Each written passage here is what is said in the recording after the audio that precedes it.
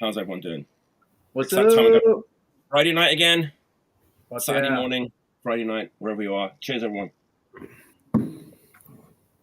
We've been talking about toys before. Like Daniel and Eric are big toy collectors. Yeah. The pre-show toy cast. Yes. Yeah. We were just talking about. I added a new Shin Godzilla to my collection from Murata. You too? You're surrounded, Mike. I feel outnumbered on my own show. Yeah, so I got nothing. Oh yeah, dude. We were just talking about Astro Zombies down before you came on the Osaka store. Like for anyone who's into toy collecting, if you come to Osaka, make sure you go to Astro Zombies, Punk owned and operated Nice. toy store in Osaka. Anyway, This isn't about toys. It's about a different kind of toy. Records. Records are not toys. You play both? Sounds like toys. Good segue. It's going to be a great show, as always. I'm super excited for everyone's picks. Let's just do the old this thing. Like and subscribe. Like and subscribe. Always appreciated. Show us some love. Show us some love. Eric's back. Eric, it's been a while. Yeah. Damn near a year or so, I'm thinking. Yeah, like I was saying, it's like an old school episode, you know, like back in the day. Yeah. Dan's back. Good to see you, Dan. Yeah, good to see everyone. Fuck yeah. Daniel's back. As Daniel was saying, last time Daniel came on, there was no chat. This year, this time, there's no escape. The chat's here. Chat's important. You know? Yeah. I spent an entire pick last time saying that a band from Paraguay was from Uruguay, and nobody corrected me.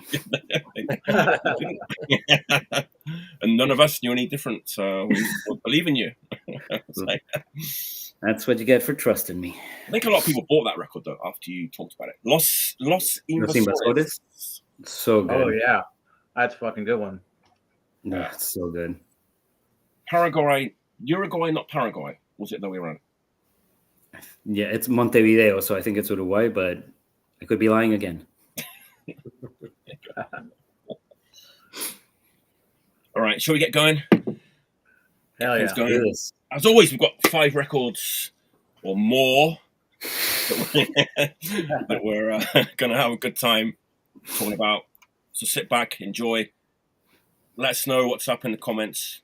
Let us know stuff we don't know. Correct us if we screw up. Yeah, I feel like I always fuck something up at least once or twice. I feel like if you don't, are you really a proper guest if you don't? Yeah.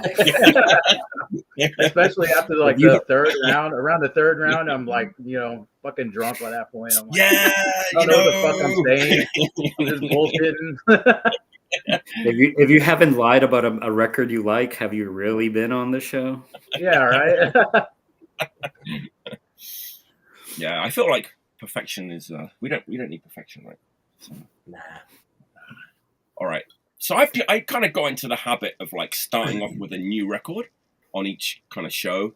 That's hard, right? Because new records you're not kind of as familiar with like old favorites, so it's like I feel like it's not a good idea to start off with a record you only had for like a couple of days. That's just for me. So I'm gonna I have a new one or two, but I'm gonna kind of put them back into like second or third picks. So I'm going to start off with an older record, Japanese band. I love this band like since they kind of first came out, like mid 90s, Kitakyushu City. There's a hint, which is down south, Fukuoka. Okay. They've been around since like 96, 97. They don't have many records out. If you're a big fan of Japanese hardcore, you probably noticed that like Japanese hardcore bands, man, they don't really care so much about records. They ain't prolific. Yeah. They prefer like playing live and touring, and they don't really care too much about putting out records. So I kind of like that, you know. I think it's pretty cool. Yeah. So this band has been around since like '96. They haven't even made an album yet. So you know, you gotta love that, you know. Any ideas? Any ideas what I'm talking about? They've been to the States. They played at Chaos and Chaos maybe at least once. Chaos and Kyushu? Chaos? Are you talking about I? Bingo. There we go. Yeah. Fuck yeah. Wow. Hell yeah. Yeah, man. I see this band like was just getting started when I moved to Japan, right? So I would go and see them like all the time, and I kind of became good friends with Koide. He's a really nice guy, and I know it's funny now to sort of think back. This is obviously not like a first wave or second wave like Japanese hardcore band, but they're kind of a veteran band at this point, right? They've been going since like '96. They put out like two 7-inches, like a 12-inch, and a split 12-inch. That's it. Since like 1996. So, you know, not so prolific, right? So this is like, I guess this is like this is the singles collection. The first 7-inch, Arming Rebellion, Hope on the Concrete 12-inch, and the Ain't No Slaves, like 7-inch, all on one 12-inch. Fuck yeah. Good stuff. Yeah, such a good band. Really kind of in that old school, like very much definitely influenced by Lip Cream and Nightmare and Warhead. Just that like straightforward, like no frills, and those kind of like Chuck Berry like guitar solos like Lip Cream used to do. Yeah, anthemic. They haven't changed at all, like, you know, since they're still playing like in the same way. But it was cool. Collection. Yeah, it was cool to get this all on one like LP. But this is like the French version, right? On Flower of Carnage, and it has like all 3 singles on it. But Feral War put it out in the States with a white cover. And it's only got like, and it's only got like the first 2 on it, and I don't know why that happened, but there you go.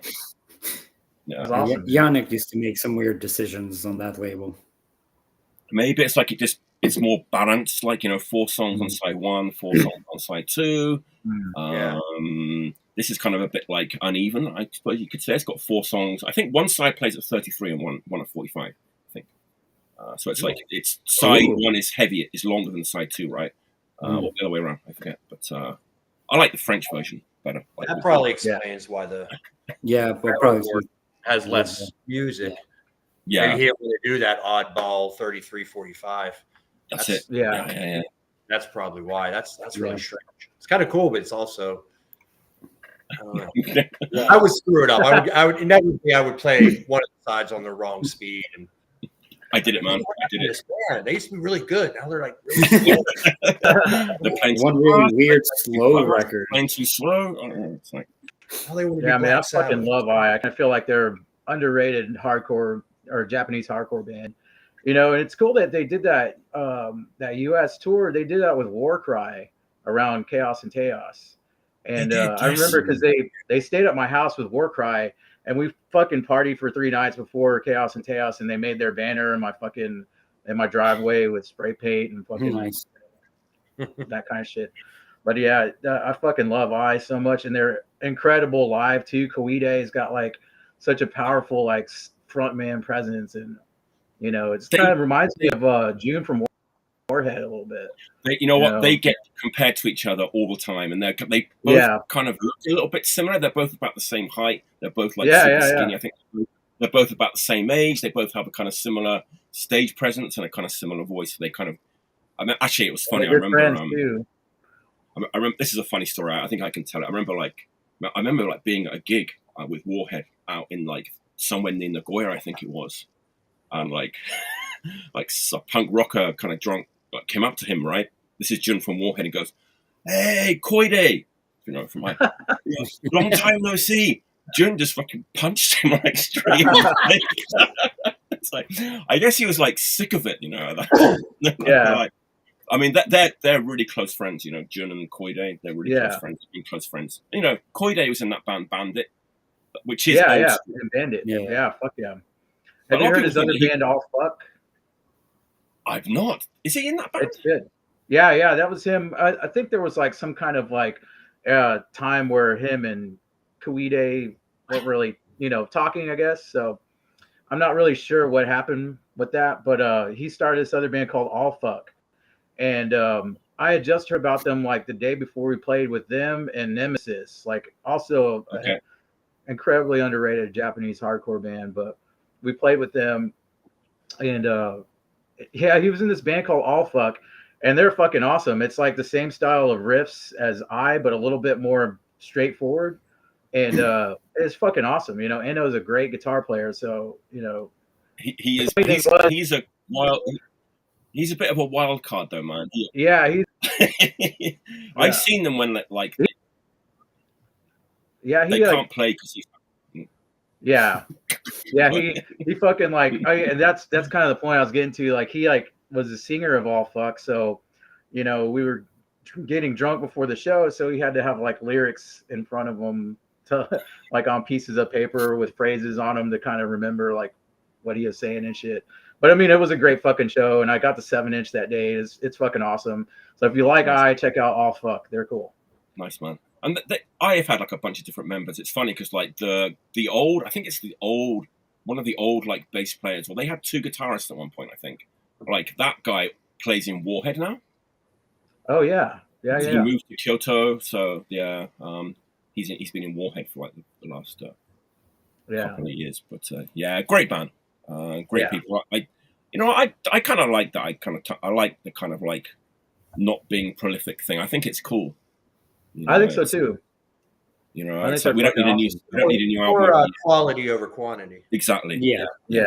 Put out like really good quality records instead of just dishing out a record. Just putting everything you record out. Yeah, that's not. But they did go 17 years without releasing anything. That's a fit. All right. I bet that was a damn good record, though. 17 years to make it the Chinese democracy of Japanese hardcore. Yeah. Like they put out a 4-song split LP, like after like a 17-year gap. I don't know, but they just enjoy like playing live and just living their lives. One funny thing, I don't know if anybody knows this, but I means love in Japanese.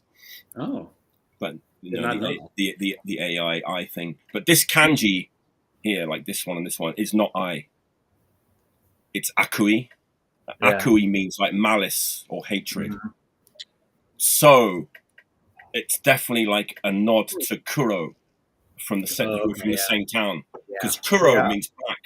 Yeah. But the kanji they had was for white. So it's like it's definitely like a nod to like Kuro, who are from the same town. That's awesome. It's interesting.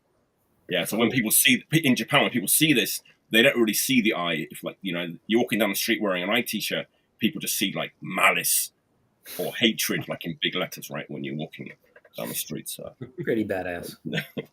That's my first pick. Nice. Oh yeah. They're still going, by the way. They're still active. Still playing shows. And in fact, they're going to Korea. They're going to Korea, like in summer. They're doing another. Yeah. I saw that. Now they're playing with Scum Raid. That's it. Yeah. I was talking to G1 about that, and it looks like a fucking awesome tour. And I think, they're doing some shows. Like I think possibly with Warhead, if I saw correctly. But yeah, dude. Yeah, I'm fucking so glad they're still doing shit, man. Yeah. All right. That's my first pick. Oh, JTA's here. Coordination. Malicious intent. Yeah. Oh yeah. All right, Eric, what's your first pick? All right.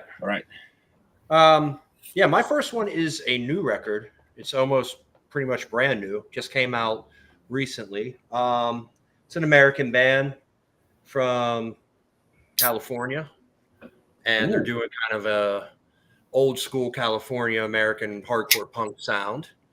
It's on Sorry State. We all love Sorry State. It is Personal Damage. Wow, nice. They have a 7-inch out. Wow. Ritual. This just came out, I don't know, maybe a couple weeks ago, a month ago, tops on Sorry State. Nice. Great record, great band. If you're not familiar with them, like I said, doing like an old early 80s American hardcore punk style, kind of melodic, but still rough and angry and edgy, I always have to compare bands to old bands. I hate doing that, but it's just Good. I would put this like more in like a Northern California vibe, though. They're SoCal. They're from like Los Angeles area, if I'm not mistaken. But I'm hearing more of like the Code of Honor split with Sick Pleasure or something, along that vein. Real just kind of like, I don't say nihilistic because that might just sound like they don't give a shit or something, but definitely it's like angry lyrics, we're fucked, they're gonna fuck us, fuck shit up kind of lyrics, which is it's really good. It's just well written. You would swear this is from the 80s. Not much modern hardcore vibe to it. Definitely, I mean, they nail the old school thing well. This could be like a lost EP from an old Bay Area band from like 1982 or something like that. It's great. They've had some other records out that people were loving. They had a 12-inch. I have it written down. Is it Atrophy and Entropy? Yeah, that was from last year, right? That was definitely one of my. Yeah. The 12-inch. That's great too. That's really good. Yeah. This one is just as good. I mean, it's a good follow up, and kind of looks. The artwork and everything kind of looks like it would be more of a crust record or kind of doom and gloom or something, but it's just good, fast, catchy, melodic, backing vocals. It's great. So highly recommend this. Just came out on Sorry State. Nice. And yeah, if you're looking for something new, get this. Fucking great. I agree. Yeah, the 12-inch was definitely one of the best. Yeah, hopefully they come out this way. I think we were talking about Bungie earlier, the band and the drummer from Susie and the Banshees, but I think the guitarist for this band, I think that's his name also. He's in Krigshotter. That band Krigshotter. They're kind of do more like the Scandinavian, Swedish. Yeah. He plays in that band too. He's in this. Oh wow! I think he's like the main person in this band. Wow. Okay. Good stuff, man. For sure.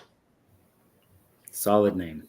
It's definitely a kind of resurgence at the moment, right? Of like the old like late 80s California like hardcore. Yeah. There's like that band Bloodstains that are kind of doing the more obvious from the name Agent Orange kind of sound, the LA surfy melodic. These guys I think are a little rougher around the edges, but still, melodic and good catchy choruses and sing along stuff. Really, really good, just hardcore punk rock. Nice. Oh, yeah, good stuff. That's my first pick. Beautiful. Excellent. Did a great job. New record, man. Yeah, brand new record. I think it literally just came out a couple weeks ago. Nice. Hell yeah. Cool. Shout out to Sorry State. Daniel and they're in Europe right now, right? Yeah. Oh yeah. Another one of the tribe of Daniels and Dans. K-Town Fest is going on right now, right? Yeah. Yeah. All right, who's next? Is it me or Dan? Dan, what's your first pick? All right, I got a new record that literally just fucking came out. I'm talking like it just came out yesterday. Like yesterday. Yesterday. It's not even really quite available yet. You can listen to it on Bandcamp, but the band hasn't done an official release like a show yet. But they played last night with Lathe of Heaven, and they're good buddies of mine. It was a fucking awesome show, by the way, too. It was great. But this 7-inch by Perdidos, they're a long time running Dallas punk band. They're probably one of the best bands that we have in Dallas right now. This is their brand new 7-inch that just dropped like fucking hours ago, I guess, at this point. But like, it's fucking great. Literally hot off the press. Yeah, like fucking fresh. This thing's still fucking warm. Yeah. But this shit's fucking good, man. This is probably my favorite thing they've ever recorded. It's definitely, I don't want to just kind of put it in a box and say it's like death rock, but it's like punk with a lot of death rock, post-punk influence. But they also, like, for instance, the first song on this kind of has like a real stompy kind of drony Discharge, like, when Discharge plays like the slower stuff. It's kind of like that. It comes right out the fucking gate with a song like that. And it seems like this is only 4 songs long, but it seems like every song that you go through, it gets progressively a little bit darker and more unhinged, to where like by the end of it, it's just like, you know, got these layers of like crazy guitar riffs that are just equally unhinged and dark, but very much like thought out, well put together. There's a lot of really good shit on this one. The artwork is sick as fuck. I think it was Melissa Domino that did the artwork, but it's really fucking cool. I think this is probably like going to be one of my favorite 7 inches this year. And I'm like, if I seem biased because they're friends of mine, I don't give a shit, because it's really awesome. I think everyone should hear it, you know? But it's fucking good. And it just dropped. They're probably going to start putting it online. It's on Bandcamp right now, so go check it out. It doesn't have an album title or a title to it. It's self. It's only 4 songs long, self-released too, which is really fucking cool. So they did it all themselves, all DIY shit. And this thing fucking is awesome. It's really, really fucking good. So yeah, if you're into kind of like post-punk, death rock influence, like punk, this is some good shit. And like I said, it's like one of my favorite records out right now. And I'm only saying that because like they sent me a sneak peek of this. Like, in fact, I don't even know if this has a lyric sheet, because I had to get this in pieces. So like I got the vinyl first, and then my homie Raymond, shout out to Raymond, he was like, hey man, we don't have the fucking cover yet, so you know, next time I see you, I'll get the cover. So I had to walk home from the fucking bar with this fucking thing in my hand. And then like last night he comes up to me, he's like, damn dude, I got you fucking covered, dude. I was like, oh shit. And maybe I'm thinking next time I see him, I'll get the lyric sheet and we'll figure out. Like a Zelda quest. Like, yeah. That's awesome. That's funny. So I kind of like was saying, you know, I'm not going to start with a new record. It's like too difficult. And then you guys come up with 2 brand new records and like knock it out of the park. I got to add one thing about this. I said, I wish they would tour, and I forgot they're actually like playing here in Pittsburgh in a week. They're touring with Delco motherfuckers from Philadelphia. You wilted into existence. So yeah, that's gonna be a hell of a show. Looking at it, I'm like, wait a minute, did I just say I wish they would play here? I'm like, they're fucking playing in a week. The one thing in my life I'm excited about, and I forgot. Yeah, with the tour with Delco motherfuckers, who are a great band too from Philly. Yeah. So yeah, they're touring like East Coast together. So I'll see that band in like a week or so. Nice. So there you go. Sorry, I just wanted to add that real quick, because before someone's like, dude, what the fuck? They're touring. Preemptive strike. They'll get you in the chat. They'll get you. Nice. All right, Daniel, what's your first pick? All right, seeing as how Eric and Dan did new records, I'm gonna back Mike up and do an old one. All right. Thanks, brother. This is Valentin Alsina by 2 Minutos. And this is like a huge record for like 90s Latin American punk. It's got a little bit of oi to it. It's got a lot of street punk to it. It's very singy, very sing-alongy. Like I've always said, you know, I've been straight edge for like 30 fucking years or some shit. But if I ever break edge, I will fucking get hammered and drink to like half of this record. It's one of the records that I think kind of broke punk a little bit in the 90s. And you know, we were getting like Green Day and shit was still coming over the radio and stuff. But bands that were like going out on tour and going to other countries and shit at the time and like getting like decent sized, you know, not huge or anything, but they were getting like good pools of like audiences and stuff. We're talking about Colombia, right? When you're saying I was in Colombia. They're from Argentina. Okay. It's by far my favorite Argentinian punk rock record I own. It's one of the most. They have a song called hell yeah, Diego's first punk show was Dos Minutos show. Wow. Nice. Yeah. So, and this was only on CD forever till I think 2020, 2021 or whatever. And then some label in Argentina, and I think it's like a subsidiary of a larger label, pressed it. And like there's copies in the States, there's copies were flying off the shelves in all of South America, really. But like they have a song on here called Ya no sos igual, which has got to be the song I've seen most covered in like different countries by different bands in Spanish ever. And I used to live in Miami, and like I've seen at least 4 different bands cover Ya no sos igual. It's an absolute classic. It's just the right mix of like melody and like kind of that working class oi feel to it, but you know, rock and roll guitars, and obviously due to like respect the shit out of the Ramones.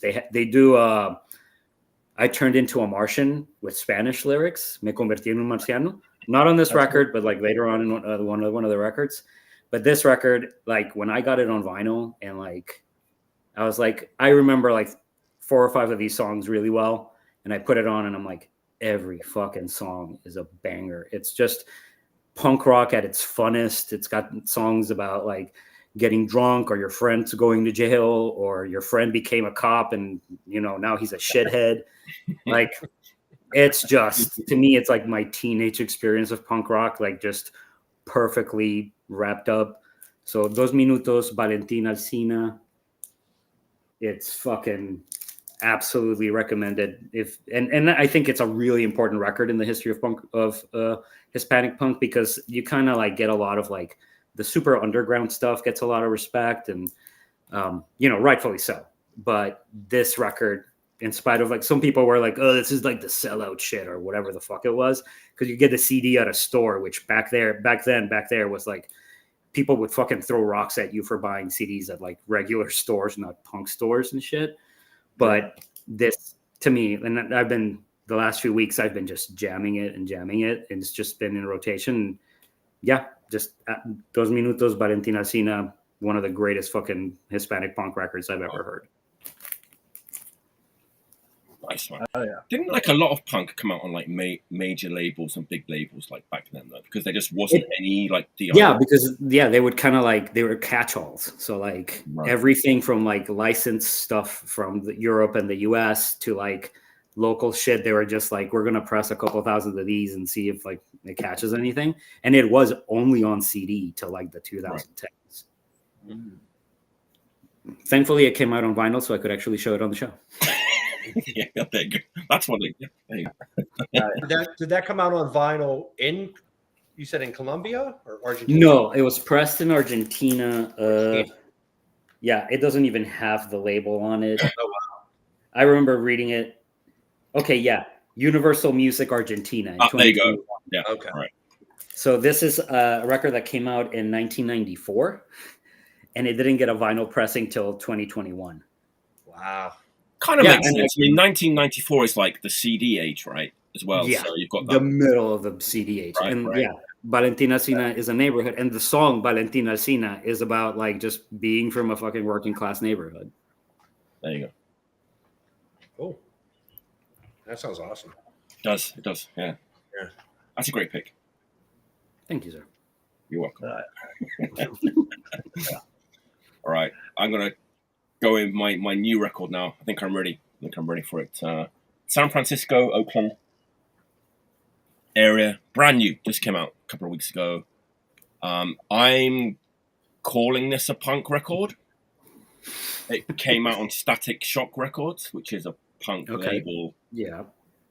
If you look up reviews of this record, you may not see the word punk mentioned. You'll definitely not see the word hardcore or hardcore punk mentioned, because it isn't a hardcore punk record. It's their second record. They're from the San Francisco Bay Area, like Oakland. I don't know, like how familiar everyone is with like 80s, like UK, like indie pop and like jangle pop. It was massive, like in England, completely like DIY, like indie, obviously punk adjacent, but kind of different vibe. Some of these bands were very twee and jangly and upbeat and happy. Some of them were darker. And I suppose that even like bands like Orange Juice and The Wedding Present, bands like that would kind of fall. They were the bigger bands from that kind of scene. If you know, Sarah Records, Subway Organization, John Peel like played all this stuff to death, like the Shop Assistants, the Flatmates. I mean, there was so many bands like playing this kind of indie pop from the 80s in England. There's a band from like the Bay Area who are kind of doing that style of music, but they're kind of the dark side of. That's it, exactly. C86. That's exactly what it is. This is their second record. Man, I've been playing this record to death, and it's the whole package is amazing. It's like so well done, and it just like let's get to the record, shall we? Let's show the record and and it's the band called the Neutrals. Is the name of the band. Neutrals. Oh, their first LP. Well, you're gonna love this one then. The 7-inch they did like right before this one, that single with the what was the song? It has a song on it that is the catchiest thing ever. Well, then here's a whole LP of just what you're talking about. It's called Newtown Dreams. Obviously in England in like the 70s and 80s, like they were building lots of new towns. Man, it just really sums up a time and place. Alan, singer, is from Scotland. He's been living in like the Bay Area for like 20 plus years, but he's still very Scottish. He's been on the show. He was on the show like a few weeks ago, and like he kind of just like he's not a technically great singer, but he's a joy to listen to. He's got kind of a half speaking, like half singing kind of a voice, but it's very nice to listen to, and it's kind of like disc-uning. I told him it's like he has like monotone vocals, but that's a compliment. I want to say they ride the melody on those choruses really well. Yeah. I know who you're talking about now. Yeah. Alan McNaughton used to be in Giant Haystacks, and it's Alan. Yeah. It's like it's such a snapshot of a time, like, and the lyrics are amazing too. It's just about like working class people's like hopes and dreams, and real life stories. It kind of reads like an old like soap opera from the UK. It really kind of got to me actually, because even though we're all into records and stuff, right? But I have found myself like maybe not paying enough attention to like inserts and lyrics and pullouts, because we're always in a rush, and it's like I like this record, and it's like I find myself, even though I'm listening to records, I'm like kind of listening to them in more like a YouTube style. Sometimes it happens, right? It's like, okay, next one. This one kind of grabbed me. There's this postcard that kind of falls out when you get the record. It just falls out. Who writes postcards anymore? There's a postcard in here, right? And it's like, it's funny because there was a label called Postcard Records that used to put out all the stuff. I don't know if it was a nod to that or not, but it's like, it says, "Dear Gary, I wish you were here. I've been saving for this all year." So those two lines right there just totally sum up like what it was like. You're working away in the factory to kind of have a shitty week holiday in like Spain with all the other British right down on the fucking beach, like eating fish and chips and stuff. Anyway, 2 weeks in the sun and sand. All that's missing is you by my side. So it's like this, like, love postcard to her boyfriend back home. This is like the first verse of the song, but it gets really dark after this. Like, and this is like, so when you listen to the record, it's like, okay, this is how like this song kind of unfolds, and I won't kind of give away what happens, but it's pretty funny. There's like a clay animation video of it too, which is like really well done. And there's a newspaper inside called Neutral News, and it's actually like real like newspaper cuttings from like mostly like UK like newspapers, and they kind of wrote songs based on these like kind of little news stories. They're not like big news stories, right? They're like little everyday life news stories, and it's like so well done. My favorite is they got like eco squatters in eviction threat from the High Court. I remember this like when it happened, and they wrote a song about that. And it's got all like the adverts you'd get in like the tabloid newspapers from the 80s and stuff, like reproduced. It's like it really does like take you back. This is my favorite. It's like a bus conductor, the bus conductor who gambled away like his day's takings. And they wrote a song about it called Stephen Proctor, Bus Conductor. The lyrics are amazing. Just the whole feeling of the record just like takes you back to like a certain place in time. It's classic, as far as I'm concerned. What's that label out of the Bay Area that does all that indie pop? They do like the umbrellas and the pinks, the reds and the blues. Well, this is like, it's Slumberland. Slumberland, yeah. Which is when funny. I heard the neutrals, I was like, it should be on Slumberland. But yeah, no, that well, it is. It's actually a split release with Slumberland and Static Shock. Okay. Because that the TV personalities somebody mentioned, that's a very good. Yeah, it's like TV personalities. Every song's like just amazingly catchy, and it just has a real atmosphere to it that really takes me back to like that mid '80s where people were struggling and like just the mundanities of like everyday life, you know, and all that kind of stuff. It's amazing. I mean, really, really amazing. Yeah, it sounds really cool. It's cool. Oh, Slumberland, by the way, is like it's like an old like bed or like furnishing chain store from the UK.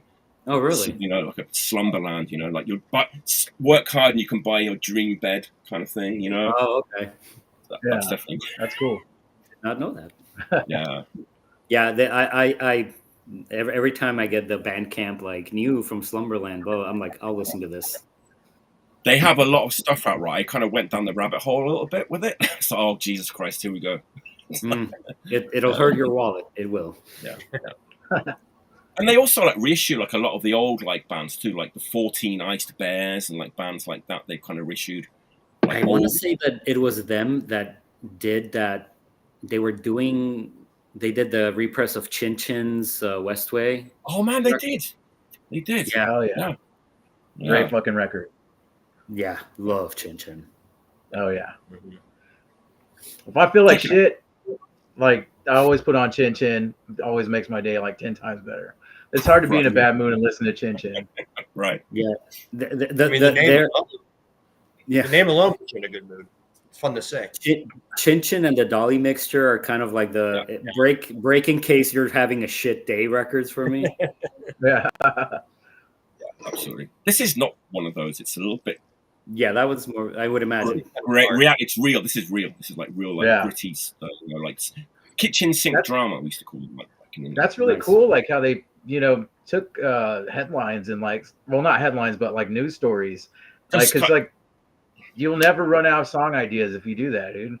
I mean, it's so funny. It's like so typical of like the UK at the time. These like very I'll read this one out because it's hilarious, right?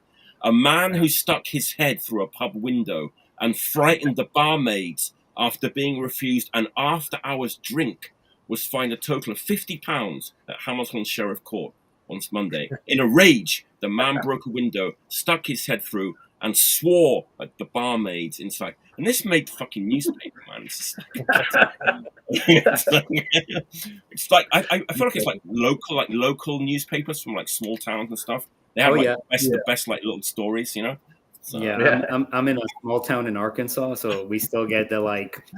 There was 2 cows and a pig in the middle of the road for 2 hours like a week ago, and it makes the news. Check it out, Neutrals. It's just a great good band. Great record. All right, Eric, what's your second pick? Okay, well, I'm starting to realize here that my first few records are all going to be brand new. That's amazing. That's great. So, because you kind of asked me, I don't want to say like short notice, but you gave me like a week or so notice, which is fine. But I just was like scrambling to find records, and I'm like looking at my feed here because I got all these records here. But and then I got a package from Sorry State, another plug to Sorry State. They're paying me payola, so that's like. Why you and not me? What's going on there? So I'm realizing like a lot of these are brand new records that just came out and are fairly new to me. But anyways, moving on. This next one is a Swedish band who are pretty great. This is a new 7-inch for them, and they are currently probably playing K-Town as we speak, as we sit here talking. They're playing. They possibly could be walking off stage, and this is their new single. The band is Xero. Xero. Yes. There you go. Xero. Yeah. From Sweden. This band is great, and it's Up Till Dawn's, I guess, or Dan's pronounced. I thought it maybe translated to Up Till Dawn. You know, staying up all night. I translated it, and it says Up to Dance. Up to the dance. up The to dancing. You're not up dancing all night till dawn, then why are you even here? You know. So no, this is a great record. I don't know if you guys are familiar with them at all. They're kind of like, they kind of do that heavy mid pace, just chugging, churning kind of stuff. It's not like macho tough guy hardcore chugging. It's I don't know how to describe it. It's I don't want to say post punk. That term gets thrown around so much. It's just good like hardcore punk, with that like beat the whole time, and this real, and the way she sings, the singer, the way she sings is just it's just got this great cadence, and it's kind of like demanding and call and response, and she just like they're just really brutal, really heavy, and you find yourself just kind of bopping to them, you know what I mean? Like, but this incredible band. I saw them last summer with Scarecrow from Raleigh. They toured with them, and then they oddly enough, they just finished a tour of Sweden with Scarecrow. So I think they're good friends, the two bands. Right. And this is on Beach Impediment, by the way, out of Richmond. Mark's label, Beach Impediment. Great label. Yeah, and this 7-inch, 4 songs. I played the hell out of it today alone. I just kept flipping it and flipping it. You just get in this like trance when you listen to it. It's just got this constant. It's like a train or something, pounding. It's incredible band. They're really great live, and their drummer is Stefan, who did Really Fast Records. That blew my mind when I heard that, and I don't know why it did, because I was like, he must be kind of. He's not young, right? No. I met him, and he looked younger. Yes, but I'm assuming he's got to be in his like late 50s, and right? He was in his late 40s, I'd believe it. But people in Pittsburgh aren't that good looking or anything, so it's like a Swedish guy. All people in Sweden. How old are you again? Yeah, but he was in Head Cleaners towards the end. Oh, the drummer of Head Cleaners, or how do you pronounce it, Hudvadat or whatever in Swedish. Yes, and he did Really Fast Records and stuff. And total, just really nice guy, total sweetheart. It was really nice to meet him, and I fanboyed on him a little bit and didn't want to bug him too much. But never mind the past, because he's in this band now, and they're great. Right. And he's got a good thing going here. And so another recommendation if you're looking for a new 7-inch, Beach Impediment Records. Nice. Xero, Up to Dance. Great record. Nice. That's my second pick. Hell yeah. I've been watching some of the video, like Jeff has been uploading some videos. Yeah, he's been on Instagram, They're I mean, Scarecrow's incredible too. I'll be seeing them again. They're a great live band, but Xero, incredible live band, great records. I talked about their 12-inch, I think, one of the last times I was on. You did. That's it. I was like, that kind of rings a bell. Yeah. That's also on Beach Impediment. It's similar music, like that driving, just mid-paced. Kind of just turning, driving, heavy, real simplistic guitar riffs, driving bass. And I mean that with all due respect. I like simple 3-chord punk rock. I couldn't play a metal lead if you put a gun in my head. So I love, Wild Thing and Ramones and Blitzkrieg Bob all day long. So it's just great, just that churn, and really great guitar sound. A lot of the chin chin chin chin. That guy, it's brutal. Really good stuff. Check them out. Nice. Oh yeah. All right, Dan. What's your next pick? All right. So my next pick is also another new record, and it's also released by Beach Impediment, but it's a fucking new Peace Decay record. Fuck yes. You guys haven't heard this shit? It just dropped I want to say last month. It's fucking awesome, and this does feature Enoch from Guerra Now. He sings in a different delivery, and he sings, but he's just as deep and thoughtful in his lyrics as he is in Get Off Me Now. And I just love the way he writes and the shit he says, and you can tell there's a lot of emotion behind it. But he also did the fucking artwork for this, which is he painted this. And I actually visited him down in Brownsville, or not Brownsville, in McAllen where he lives. And I got to see this artwork up close, and it just is beautiful. It's amazing. And it's like, it's a lot bigger than the fucking 12-inch, obviously, but it's just brilliant, like the colors of it. But yeah, Nice. this one also was a Beach Impediment release. And it's like they did a bang up job on it. Like, and the music on this, I think, is definitely like, I like the first LP a lot, but this is definitely, man, the songs on this are just fucking pummeling. And it's 10 tracks, and it doesn't seem like 10 tracks. You just listen to it all the way through from beginning to end, and it's fucking awesome. And I think like when the first LP came out, there was people that are like kind of described them a little bit like some Burning Spirits influence, but I think like, knowing Dexter and Patrick and their backgrounds and what they listen to and stuff like that, they have like a lot more metal influence. And I think there's a lot of really cool metal dual guitar solos and leads in here that like, I think it's more from their metal background, and it's fucking awesome. Like the shit they do on this record is like everyone, even Eddie, like on the bass, Pepper, he's like doing some cool shit on the drums. I feel like everyone is like elevated themselves on this record from the first one for sure. But this fucking thing, I listened to that one. And my first impression was like John Brandon from Negative Approach singing for like a metallic, dark, kind of a dark metallic Die Kreuzen-y kind of like punk band. But his vocals definitely remind me of John Brandon from Negative Approach. So I think it's a good record. Yeah, absolutely. It's really cool. I definitely heard like with the metal, with the leads and stuff, there's like a little bit of like a gamma ray thing going. Gamma ray. Yeah. I mean, obviously not a lot, but they just, that kind of precision double fucking thing. Like I was really surprised by that.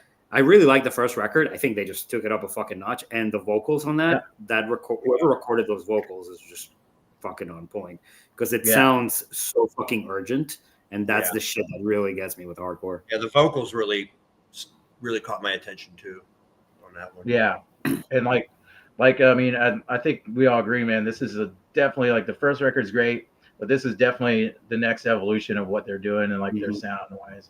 And they took it up a notch, and it's fucking awesome. And shouts out to the dudes. They're all good homies of mine. So, they gave this to me right when they did their tour kickoff in Dallas, or I think, the first show they had on their tour was in Dallas, and then they just got back from that tour like maybe about a week ago.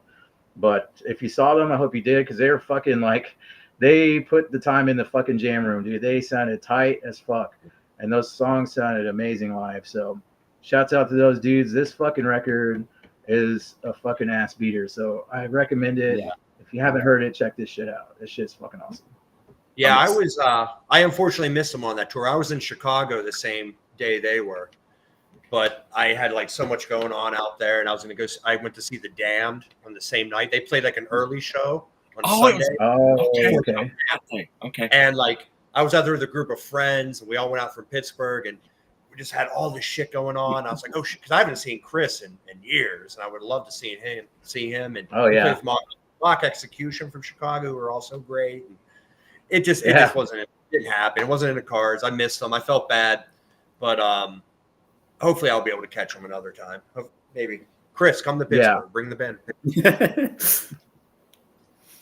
Yeah, I'm super excited. I summoned this band to play here next week earlier, so I'm gonna summon. Will another one into existence. You can play with Peace Talks. We have a band here in Pittsburgh called Peace Talks. So I'll put those vibes out there, man. Well, I hope that they do more with. It would be a good show, actually. I hope they do more with that too. Yeah, good stuff. Yeah, I hope that they get out more, because like that record, I feel like the tour they did was like, they did a Midwest tour, which is really cool, because like not all bands do Midwest tours, and I think the Midwest is fucking awesome, and so I can't wait to see where they go next. So only on the up and up for them, for sure. I mean, Nice. I'd hope I'd get to see them, but I only get to see shit that either goes to like St. Louis or Memphis, and St. Louis is like a 4-hour drive. Oh, so like fuck. the shows are few or far in between out here, man. And I see like all the East Coast stuff that goes out, and I'm like, fuck. I feel like they We're might about to enter like a show every night. Yeah, Like, I was any was week now, like summertime in Pittsburgh, there's literally like 5 shows in a row every night, and you can't go to all of them. At least I can't. I'm old and have a job. I try to get out as much as I can, and you have to really pick and choose. I'm not trying to rub it in, Daniel, but you're like, I'd kill for a show, and I'm like, here, take some of ours. I made a choice. I'm living with it. It's like that here too. Also. I just realized I may have been coming across as a jerk. Sorry. No, it's cool. I get it. I made the choice. I knew what was happening. All right, I think it's my turn. Yeah, it is. Go ahead then.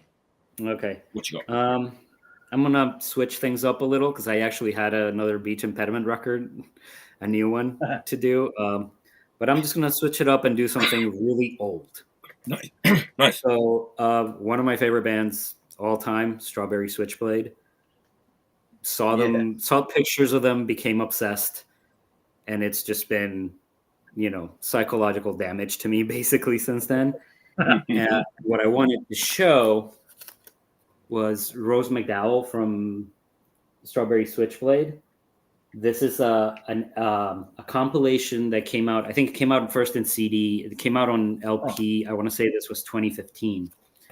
And what this is a collection of recordings that she did from like 1986 onward, I think. Like half of this was supposed to be on the second Strawberry Switchblade LP that never happened. Some of it was just like stuff that she worked on post, just running into studios with different people to do. And it's just fucking fantastic. Like, it's some of the most beautiful, like, hidden darkness pop you'll hear. It's called they actually named the record Cut with the Cake Knife, which is one of the songs on here, which would have been, if you ask me, like up there with the Strawberry Switchblade fucking hits. Because it literally, the core, it's a beautiful pop, like in that vein of what Strawberry Switchblade did, song with like, the really bright guitars and bright keys and stuff, and everything's kind of like, major keys and stuff. And the chorus is literally like, I will cut you with a cake knife right between the eyes. So that's the kind of vibe they're going for. And like, you listen to it, and there's these, you can find stuff online of like different radio sessions that Strawberry Switchblade did, and that famous demo that they did as a 4-piece, as a band, and like different versions of some of the stuff that wound up on the Strawberry Switchblade records. And you hear that indie pop band that was hiding behind like the super glossy dance pop version of the band, which, don't get me wrong, I love that shit. But like this kind of harkens more to that version of the band where they were like a proper fucking like indie pop band. It also, the reissue of this also has as 2 bonus tracks. She did a 12-inch covering Don't Fear the Reaper. And it's my favorite version of the song. It's this like dance pop fucking like loop version. Like, I know there's like a 12-inch single of it somewhere that goes for like, 10 minutes of the song, but it's so fucking like well pitched with like the tone of her voice, the reverb, everything. So yeah, Rose McDowell, and she's done so much stuff. She has a band called Sorrow that was kind of like a neo-folk dark thing that I absolutely love. She did a band called Spell that was like covered a bunch of like 50s and 60s songs and made them like really kind of weird and dark and stuff. She's very prolific. She's fucking fantastic if you get into like that neo-folk thing or whatever. But as a compliment to the Strawberry Switchblade album, which I think is fucking flawless, this is absolutely perfect. And it's on Sacred Bones Records. Sacred Bones Records. I'm getting deja vu here. We talked about this record before, like maybe like off air or something. I know you talked about the Strawberry Switchblade self-titled, because I was going to bring that on the show at one point, and it was on the list.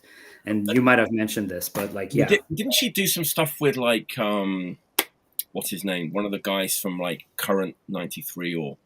Yeah, she did. She was like involved. Like, if you look at her fucking Discogs, it's like 12 different bands that she was involved with. So she did some like one-off noisy things and one-off remix things and stuff. And I think Spell in another band, it's her and this one guy from like Current 93, Boyd Rice. Thank you.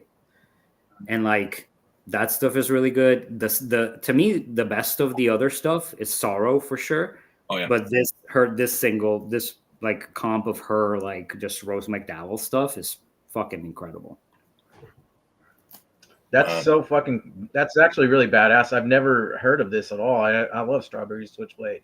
So yeah, that dude, along with Vidro will probably be the first thing I play after this stream. I kind of love how like kind of like younger like punks everybody loves Strawberry Switchblade. It's so nice, like because they were kind of a big pop band, you know, back in the 80s in the UK. You'd see them on TV. Obviously, they were kind of different with the image and everything, but they were kind of pretty like much of a mainstream kind of pop band, but very like 60s, right? Yeah. Like it's like bringing back like 60s psychedelia in like the first version of Jolene that I ever heard was their cover of it. Like, oh really? I also think that they're kind of like the Big Bang of the Lolita fashion in Japan, because they were huge in Japan. And like, if you look at the stuff that they were wearing, like there's a ton of like old Japanese TV show footage of them in there, and like the hair and the dresses and shit. Like I haven't looked into it. I'm no sociologist. You could be correct. But just doing the math of when that stuff came to about, like I think they had at least some hand in it. It makes sense. Yeah. Makes sense. They were big in Japan. I mean, everyone was big in Japan, but they were big in Japan, though. Yeah. I mean, all the records got like Japanese pressing. You know? Yeah, and it's a shame that like they didn't do that second record where they were gonna be like more of a band thing than like a dance thing. Mm-mm. But all of it. And like, if you are into that stuff, look up like their radio sessions they did, because they did a Peel session, but they did a couple with like other hosts on BBC that are fucking really good. Probably like Janice Long. Yes, there's a Janice Long session, and there's another one with like a guy's name. I can't remember what it was. Mark Radcliffe. Maybe. I have like just from hunting MP3s online since like the fucking LimeWire era, like just like 30 fucking songs of theirs and shit, and yeah, the Lolita thing, the goth Lolita thing. That's it. That's definitely they had a hand in that for sure. Yeah. And yeah, Fruits. I have a couple of those magazines. That's the one that Kawakami from Discloses and stuff, right? He's in one of those. Yes. Maybe? Yes. Yeah. Yeah, they photographed him, I guess. But yeah, so after a couple of hardcore records, some pop. Nice, that's great. Mm-hmm. I got some other stuff coming up. So we're all big now. Oh, I think we lost Eric. Yeah, we lost Eric. He'll be back. Cheers. Cheers. This marshmallow soda, by the way, is delicious. It looks delicious. Marshmallow soda? Yeah, it's called Rocket Fizz, and it's sugar, but it's their marshmallow flavor. It's fucking great. It's funny you mentioned that, because like I just got these the other day. Well, my fiance got them for me, but they're butter popcorn marshmallows, popcorn flavored marshmallows, and they sound bizarre, but they actually hit, especially these things are fucking awesome. Yeah, a little salty, a little sweetie, a little sweet. That sounds pretty good. Yeah. A little buttery, a little sweet. Talking about me or the snacks? There you go. What do you think happened to Eric? Let's carry on, because otherwise we can't have like dead air going on. I'm gonna go back to like, fuck man, do you remember like Portland, like in the mid 2000s? Like there was a lot of like I guess like Crusher Crust you know, like what they call it, you know, like the super noisy, like Japanese stuff was sort of taking off. Perfect. Was like, hey, he's back. Ooh, the suicidal maniac.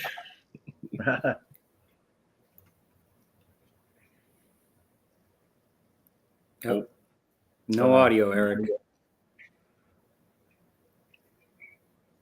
We can't hear you. I think he's changed to his phone. Yeah. Yeah, maybe.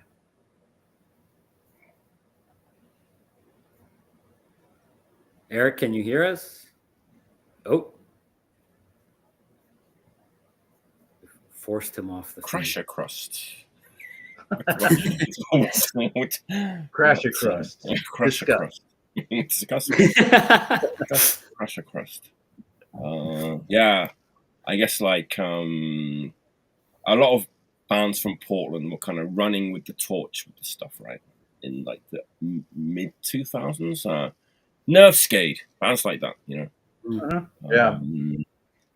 You know, they came to Japan. I saw them. It was like those bands were kind of had a very like they were kind of like doing gloom. They were doing like the kind of friendly and violent. It's like, you know, we're gonna do this kind of like violent. It's like almost like professional wrestling. It's like we're kind of like you know, it's like kayfabe, a little kayfabe, like kind of a violent stage show, but it's not really really that violent. Why am I talking about Nervescade? Well, those guys had another band like after, or maybe it was concurrent, maybe I think it was after, who I like way more. And I just picked this up a couple of weeks ago. They're new to me. People might love them. They have a couple of singles out on Blackwater, and this record came out on Mata la Musica Discos in the US and Static Age and Sabotage in Europe. It's the Bymarks. Oh. Fuck yeah. I remember that just because at the time I was like, Sabotage put something out. I was like, I need to hear what it is. The Golden Years, obviously taken from Motorhead. It's just really cool that like these guys who are still kind of pretty young at this time just did kind of a left turn and stopped doing the noisy stuff and did this record, which to me kind of sounds like it's like Broken Bones, a little bit like GBH, like Broken Bones, like a little bit metallic. There's some Japanese hardcore in here too, but not the noisy variety, like the rocking variety, you know? You know what I mean? Like maybe a bit of like Skit Kids, some like ripping guitar solos, anthems. The singer kind of sounds like Colin from GBH a little bit. It's fun. It's like a super fun record. Obviously, there's a Motorhead influence with the title. But it's so different to like Nervescade and Frenzy. It's great. It's a really good drinking record. Great artwork. I'm told that like they have a 12-inch too, and people say that like that is even better than this. I haven't heard that, but definitely like Skit Kids, GBH, that like super like rock and rolling like hardcore punk that's really anthemic. I love that shit. Fist pumping. And it's great. It's like it's new to me. It's like 2012 this came out, so it's it's already a little bit old, but it's new to me. And, anyone familiar? Anyone ever seen? I remember listening to it. I don't think I picked it up, but I do remember liking it, and that does ring a bell with me, like very anthemic GBH kind of stuff with like a little bit of that like.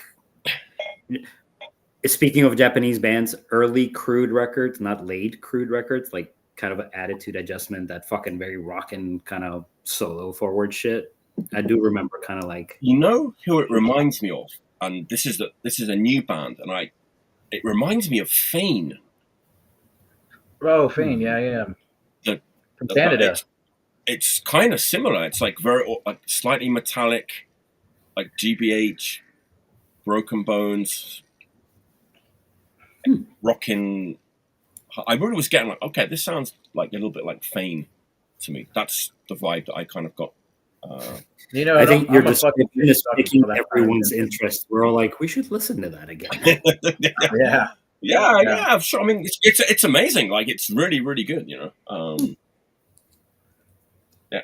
By Marks. I'm a sucker for that kind of like, you know, You would love it. It's something kind of like high intensity rock and roll, fucking.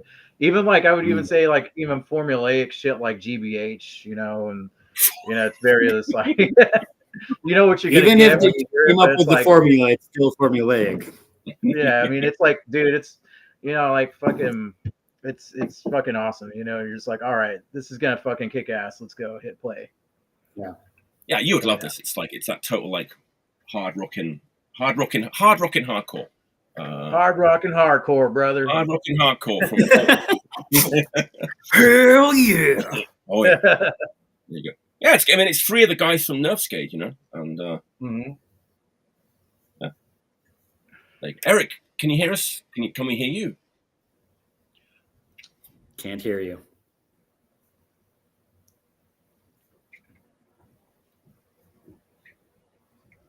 You're on your phone, right? Yeah, I guess you have to.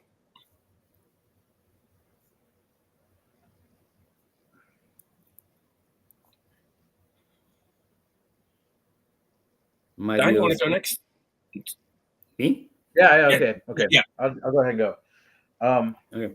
So I was talking earlier a little bit about how Lathe of Heaven played in Dallas last night, and I booked the show for them, and you know some of them are really good friends of mine, and we just you know I had a lot of my good Dallas friends that pulled up. Perdidos, longtime good friends of mine, pulled up and played, and they had their new record. But there was one band that really took me, or I wouldn't even say band, is an artist. This individual goes by Llora, and it's actually a tape, but this came out last month, and this is like they played last night, and it's fucking. They put on such a good show. The whole lineup was Lathe of Heaven, Perdidos, Semantics, which is like some crazy EBM, like really almost sounds like a modern Front 242. But this is actually Llora is EBM and like a little bit of like Italian mix there. And but if you like this is actually a full, but it's front to back. It's excellent, beautiful music, and they put on a hell of a show. Just one person named Landon, but this fucking came out last month by a label called Synthicide, and I'm not really too familiar with this label. Not really sure where they're from. I think New York maybe, but I think that they are due to blow up. So if you like things like I mean, not to simplify it this much, but if you like things like Boy Harsher or like Body of Light or any groups like that, on the more modern end of like EBM and like synth music and things like that, you'll definitely love this. And it definitely has some really interesting things to do with the times. Like this is kind of the melodies, you know, there's a lot going on besides it just being like, I wouldn't even like, I kind of feel like I'm doing it a disservice by comparing it to Boy Harsher. Cause I mean, it's, you know, I think in layman's terms, that's probably the only closest thing that, you know, everyone would associate with, but there's a lot going on here. A lot of like, a lot of dark sounds, and swells of just, you know, layers of sound, and melody, and just the vocal delivery is like, I don't know, it's hard to describe because I'm, you know, like I'm not the biggest I wouldn't even say I'm like, you know, any kind of authority to speak on this type of music at all, but I know what I like, and I think this is fucking some of the best shit that's come out of Dallas in a long time, that's like not punk or hardcore or metal. So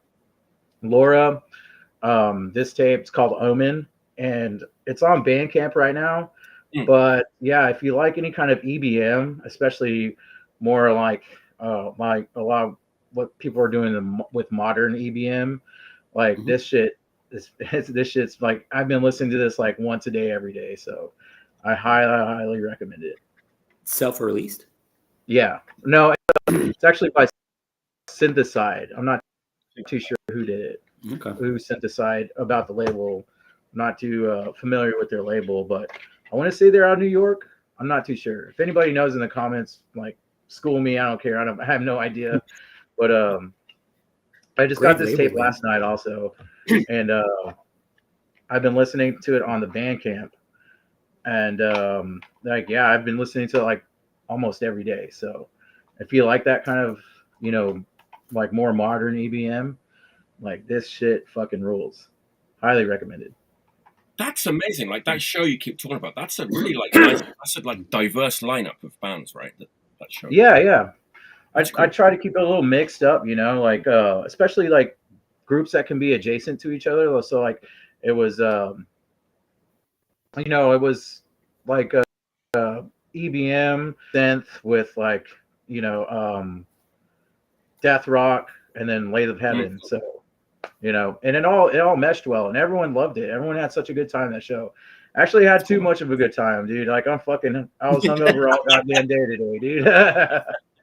So shouts out to Lathe of Heaven for pulling up. So we should let's talk a little bit about Lathe of Heaven because I'm fascinated with this band. Like I haven't heard them yet, and like a lot of people will tell me that they're an amazing band, blah blah blah blah. And like, and I haven't listened to them yet, and I want to like check out they have a new LP out, I guess. Yeah. They're fucking awesome. I want to say they had I think the LP came out on Sick. Okay, what did I miss? Hey, nothing. Everybody said everything they just said again. Yes. All right, rewind. Go back. To recap, first I was born, and then in this hospital. I don't know what happened. I apologize, but I think it's working now. Sorry, it is working. We're all set. Something looks great. There we go. Yeah. Continue. We're now talking about Lathe of Heaven. From New York. I'm interested in and haven't heard yet. But yeah, good band. Yeah, they're cool. Good band. I thought they were awesome live. Like they pull off everything that's on the record. Actually, it's hard for bands that have layers like that are like more post-punk to pull it off in a live environment, but they do it excellently. Just it was fucking great show. Like I said, we had way too much fucking fun. Had a lot of good friends that pulled up, so I'm fucking hung the fuck over. This is like more of a hair of the dog for me. So welcome to the club. Welcome to the club. Yeah. Yeah, I'm gonna see them this summer. They're playing Skullfest here in Pittsburgh, so I'll get to see them this summer. I'm excited. Nice. Yeah, they're a good band. Cool. I imagine they have huge pedal boards. All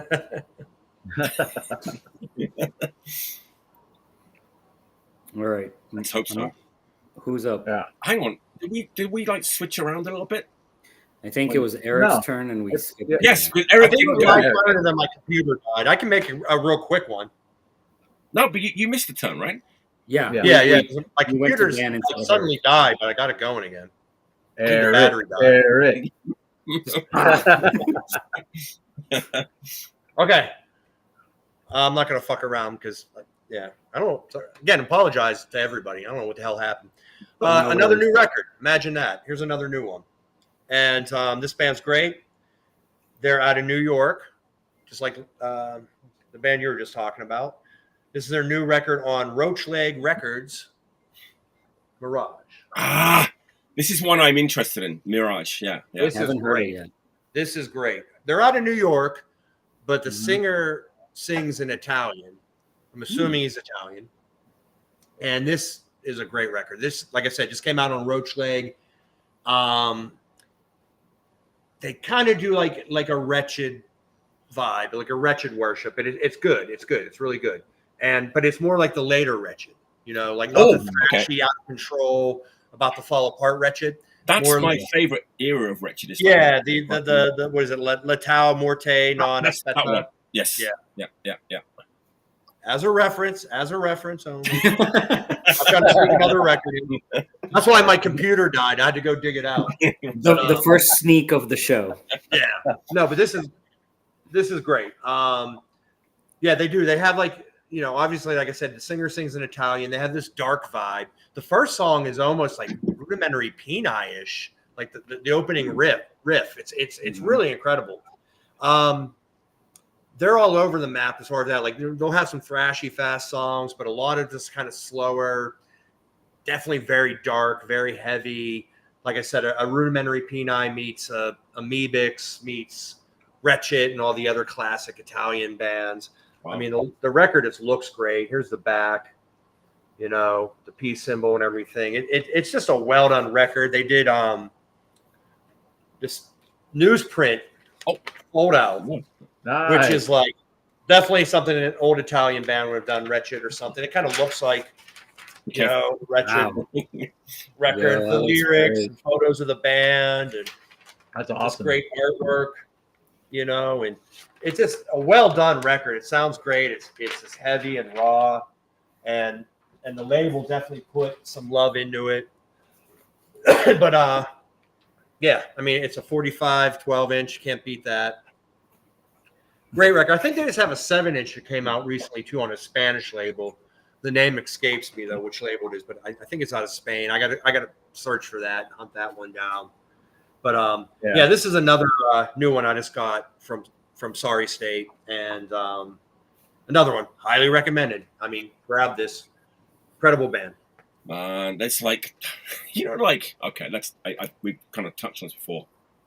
There's no good music anymore. There's fucking too much. It's too much. There's too much good music. Yeah, there's too much good music. I kind of liked it when punk was like good, but it was easy on the wall. Really okay, yeah, I need to own that record. I told myself at one time, I'm like, okay, with new school bands, unless I really, really like them, I'm not going to buy their record. I'll just listen to them through Bandcamp or something, No, that didn't last very long. There's all these new records coming out. And I'm just I've told myself I really need that record. Listening to it through a computer that's going to die on me suddenly. I need the vinyl, man. You might only get through 2 songs. I was like, more vinyl. I don't know where I'm going to put it. But exactly. More records. But yeah, there's so many new bands. I mean, that record you showed last time, Mike, the members of Bombardment. Oh, last week. Faustus. I'm already seeking that out. I'm like, I gotta own that. I love Bombardment. I love Deletar. I love that whole family of those bands. Those French bands doing that. Mike, did you check out Rainbow of Death? You know what? It's in the queue for the digital. the links, the digital links, kind of get pushed to the side. I imagine. Eric, there's the singer for what's that? The band that you were just talking about, the singer? Faustus. Yeah, Faustus. Oh, yeah. Yeah, she's in Monarch. She also did a band that was... They're hard to describe. It's like grindcore mixed with pop punk. So it transitions from blasty, insane parts through these really melodic parts, and she sings on it. It's called Rainbow of Death. They did 1 10-inch. Wow. It's so fun to listen to because it's wild. Add that to the list. I'll have to find that now. Yeah. Sorry. Gotta check that out, man. Actually, Melt Banana's playing here in Dallas tonight, and I was like, there's 3 fucking shows I was gonna go see.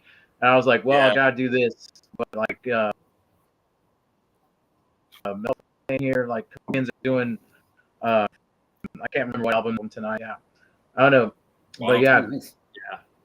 There's a lot of shit going on, but I was like, I can't say no to Mike Foster. Let's do it. It's exciting. It's exciting. As much, just when I'm like, shit, I agreed to do this fucking thing. When the godfather of the Facebook group calls, you answer. Yeah, right.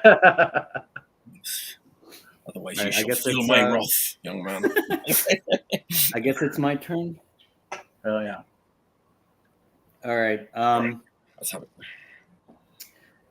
All right, I'm gonna skip one. So this is part of I guess this is gonna be in Mike's queue because I sent it to him I think shortly after the first time I was on the show, and It's part of my campaign to get him to listen to it.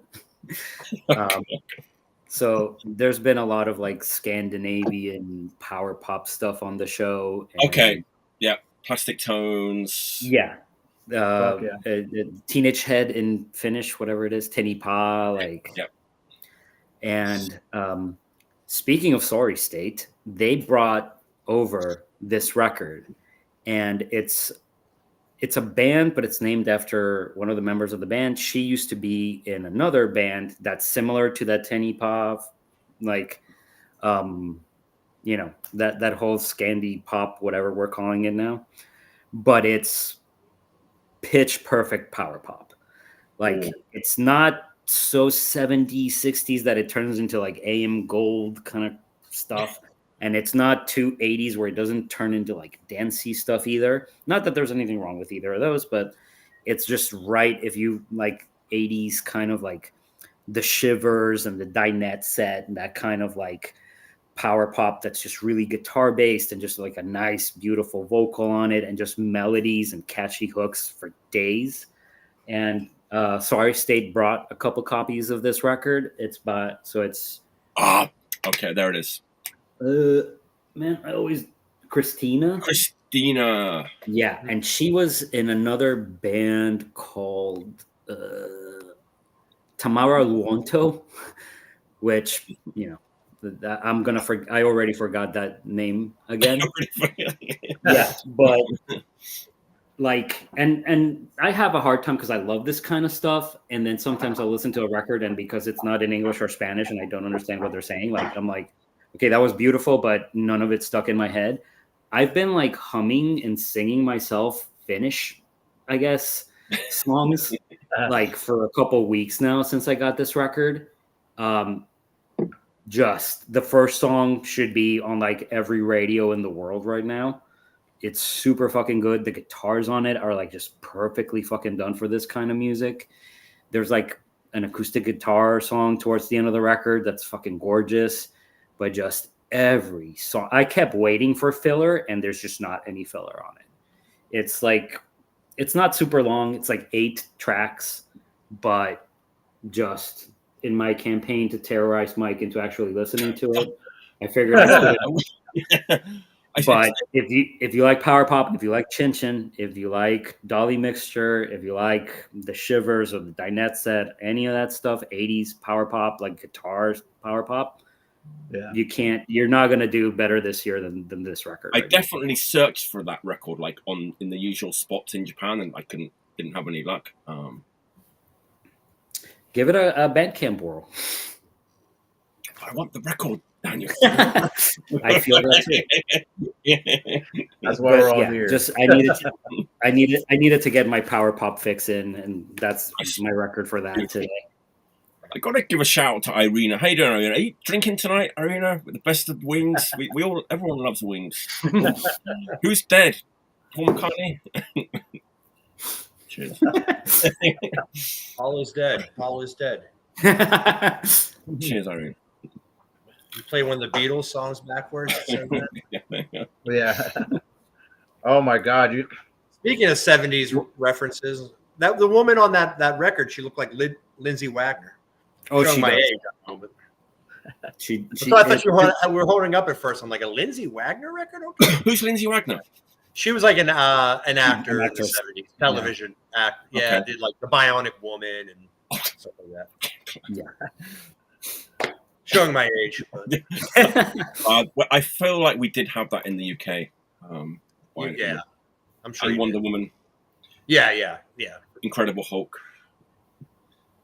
Anyway, man, that was actually kind of a good segue into my next pick. Talking of like power pop, man. We've already kind of talked about like records that like when we play them, like make us happy. Like this record almost makes me feel too happy. It's like it's actually a little bit worrying, and it's like I'm still confused about this record because I don't know if I should like it, but I just cannot stop playing it. They're a band from Nagoya. Oh, okay. They're from the punk scene in Nagoya. I mean, they play with Clown and they play with Reality Crisis. They play with all the bands from Nagoya. let me just like, they have a punk pedigree. They're from the punk scene in Nagoya, right? They put out Does their name start with an X? It does indeed, sir. It does indeed. Yes. Daniel kind of knows, I think, about this band because I posted like one song on Facebook, I think, and the record too. But they had a split 7-inch with the Hat Trickers, or like like Clockwork Orange. Everybody knows the Hat Trickers, right? They have a split 7-inch coming out with Schizophrenia. It's not out yet, but it's coming out. One of the members one of the members in the band was in Reject, who are like a punk band from Nagoya who had like 7 inches on like MCR and Pogo 77. Now you got this band. You've got this band who is like, they're all punks. There's like hardly any punk at all in this record. I mean, almost none, I want to say. Even though it has like punk in big letters on the sleeve. This band. Oh, yeah. Zero Fiction. This is their first LP. It's power. It's like new wave power pop, except like the pop part of the band is just like 90s or early 2000s like Japanese like J-pop. So it's like fucking super commercial. If you're like sat in a hotel room in Japan and like a TV drama came on and one of these songs came on as a theme tune, you wouldn't bat an eyelid. You'd be like, okay, this is the theme tune to this drama. This is the theme tune to this like anime. You wouldn't even think twice. But it's just like punk band. There's fucking like auto tune on the vocals and everything. And, like, it's so good. It's like I'm confused. I'm sat here and like because it's like I don't really listen to much Japanese mainstream pop, but it's around me. I'm in Japan, so you hear it everywhere. It's everywhere, right? It's bombarding out of like department stores and the radio and TV commercials. It just like it sounds like this just listening to that. But it's like made by punk rockers, and I mean every now and again it's like a kind of ripping, like a little kind of like a stiff record like solo or like a little bit of an old school like power pop. But it's just basically Japanese like, commercial J-pop played with like drums, bass, guitar, and a cheap keyboard and auto. Honestly, I found that singles collection of theirs. I was listening to that, and it's like. There's some like city pop to it. There's some like 90s stuff to it. And there's like a little bit of like idol shit in it too. So they take all that pop stuff and just put it through like kind of like, your 4-piece punk band thing. And the vocals are really cool. It's catchier than hell. Like it's going to cost me a shit ton of money to fucking get up on it. I just like the fact that they kind of weren't afraid. We're just okay, let's fucking run with this. Let's go the whole hog and just make it like full on like pop music. Yeah. And just take from like fucking at least 3 or 4 different eras of Japanese pop and just fucking be like, okay, here's like the fucking 3-minute punk song version of that. I've seen this record, but I haven't checked it out yet. Is it like anywhere in the realm of like Death Row? Yeah, I knew you were gonna. It's even like way more like it's like female vocals and obviously Haruka. It's way more like. But there's definitely some like similarities in that kind of. It could be an anime theme or it could be. Absolutely. It definitely could be an anime theme. Right. And more specifically, the closing theme of a very popular anime. Yeah. Right. I'm surprised. I mean, they got like picked up by Pizza of Death, which is like the big sort of, it's kind of like the fat records of Japan. But the slang are on Pizza of Death too, so it's like, it's still a cool label, but Pizza of Death don't do vinyl. So they pressed the vinyl by themselves, like DIY. It's on their own label, 00 Records. Kind of limited though. They only made like 300, 400, 500 of the records, but they put out a lot of like self-released 7-inch singles. This is like this is going to be like the summer of 2024 for me. It's going to be all about like zero fiction. Yeah. It's going to be black. And the thing is, Dan's been to Japan. Dan's been in the back of a van with like Japanese punks. I've been listening to this record like by myself. Drinking some Ebisu beer. I want to listen to this record in the back of a van. In the summer, with a bunch of Japanese punks driving down the coast, 6 o'clock in the morning with the sun coming up over Shizuoka, and I want to like raise my fist out of the window and make cry tears of like, I don't know why I'm crying, but I'm just happy to be alive. I love punk. I love this record, and life is good. And I'm going to very joyful sounding. That's for sure. It does. It's like, okay, I'm going to live forever. Life is great. Zero fiction. Thank you. Fuck yeah. Yeah, you posted that on Facebook, and I wonder what the hell that was. So I saw the X-Ray Specs type logo, and I didn't even notice that. It's like the X-Ray Specs. It is exactly what I thought it was too. Yeah. I thought it was some kind of X-Ray Specs collection or something, and then when you posted it, and then I started really looking at it, I was like, "What in the hell is that?" So I'm glad you showed it tonight, because I was curious what that was. Yeah. It wasn't what I was expecting, the way you described it. The singles LP is right up there above me, and they have a second LP called is it? Oh, I forgot the fucking name. That's Destruction or something like that. Yeah, Pop Explosion or something like that. That's in the post. Yeah. I can't wait to get that. I'm thinking that's even more poppy than this one, so I can't wait. Yeah. I have 3 CDs on the way to my house. Nice. It's cool though. The CDs have like different artwork too, which is pretty cool. They their own artwork for the vinyl version. And someone told me, like, just to sort of double down on this is a punk band, that all the obies were designed by Minami from Poikas.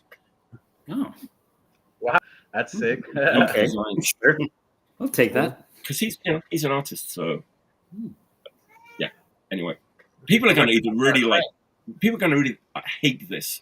I think there's no middle ground on this at all. There's no middle ground on this stuff. It's You said they have a split coming out with Schizophrenia? Schizophrenia, yeah, split 7-inch, yeah. Wow. Yeah. Fuck yeah. Yeah. Like I said, they're right. That's all they do. They just play with like the punk bands that we all know and love in Japan. They don't really do like what you might think. They just play small clubs in Nagoya and Osaka and wherever they go. That's fucking awesome. I can't wait to hear that. They're like completely part especially of the new shit from Schizophrenia too. Yeah, it's wild, right? Split single with Schizophrenia. It's like, wow, yeah. I just envision them like playing these shows with these bands, and everybody just like dancing and having a good time. I forgot to say, man, there's an amazing tie-in with my first pick. Like, if you go back to, like, I was talking about So when I posted the video of Zero Fiction, the video, the first comment was from Koide. And he was like, "Man, I love Zero Fiction." And I was like, "Yes, that's awesome, dude." Everybody loves Zero Fiction. There you go. So all the punks. Koide approved. Going back to like fucking Enno called me 2 weeks ago, fucking drunk, just like Facebook called me. He was like, Dan. I was like, Enno, I haven't talked to him in like years, and I was like, we could not understand each other at all. Like, it was like, drunk. I was my day off and shit, so it was really full. Like, just hearing from those dudes, from Enno especially. That's a proper punk phone call. Oh yeah.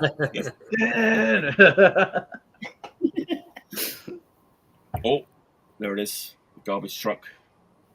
Cool. Oh shit.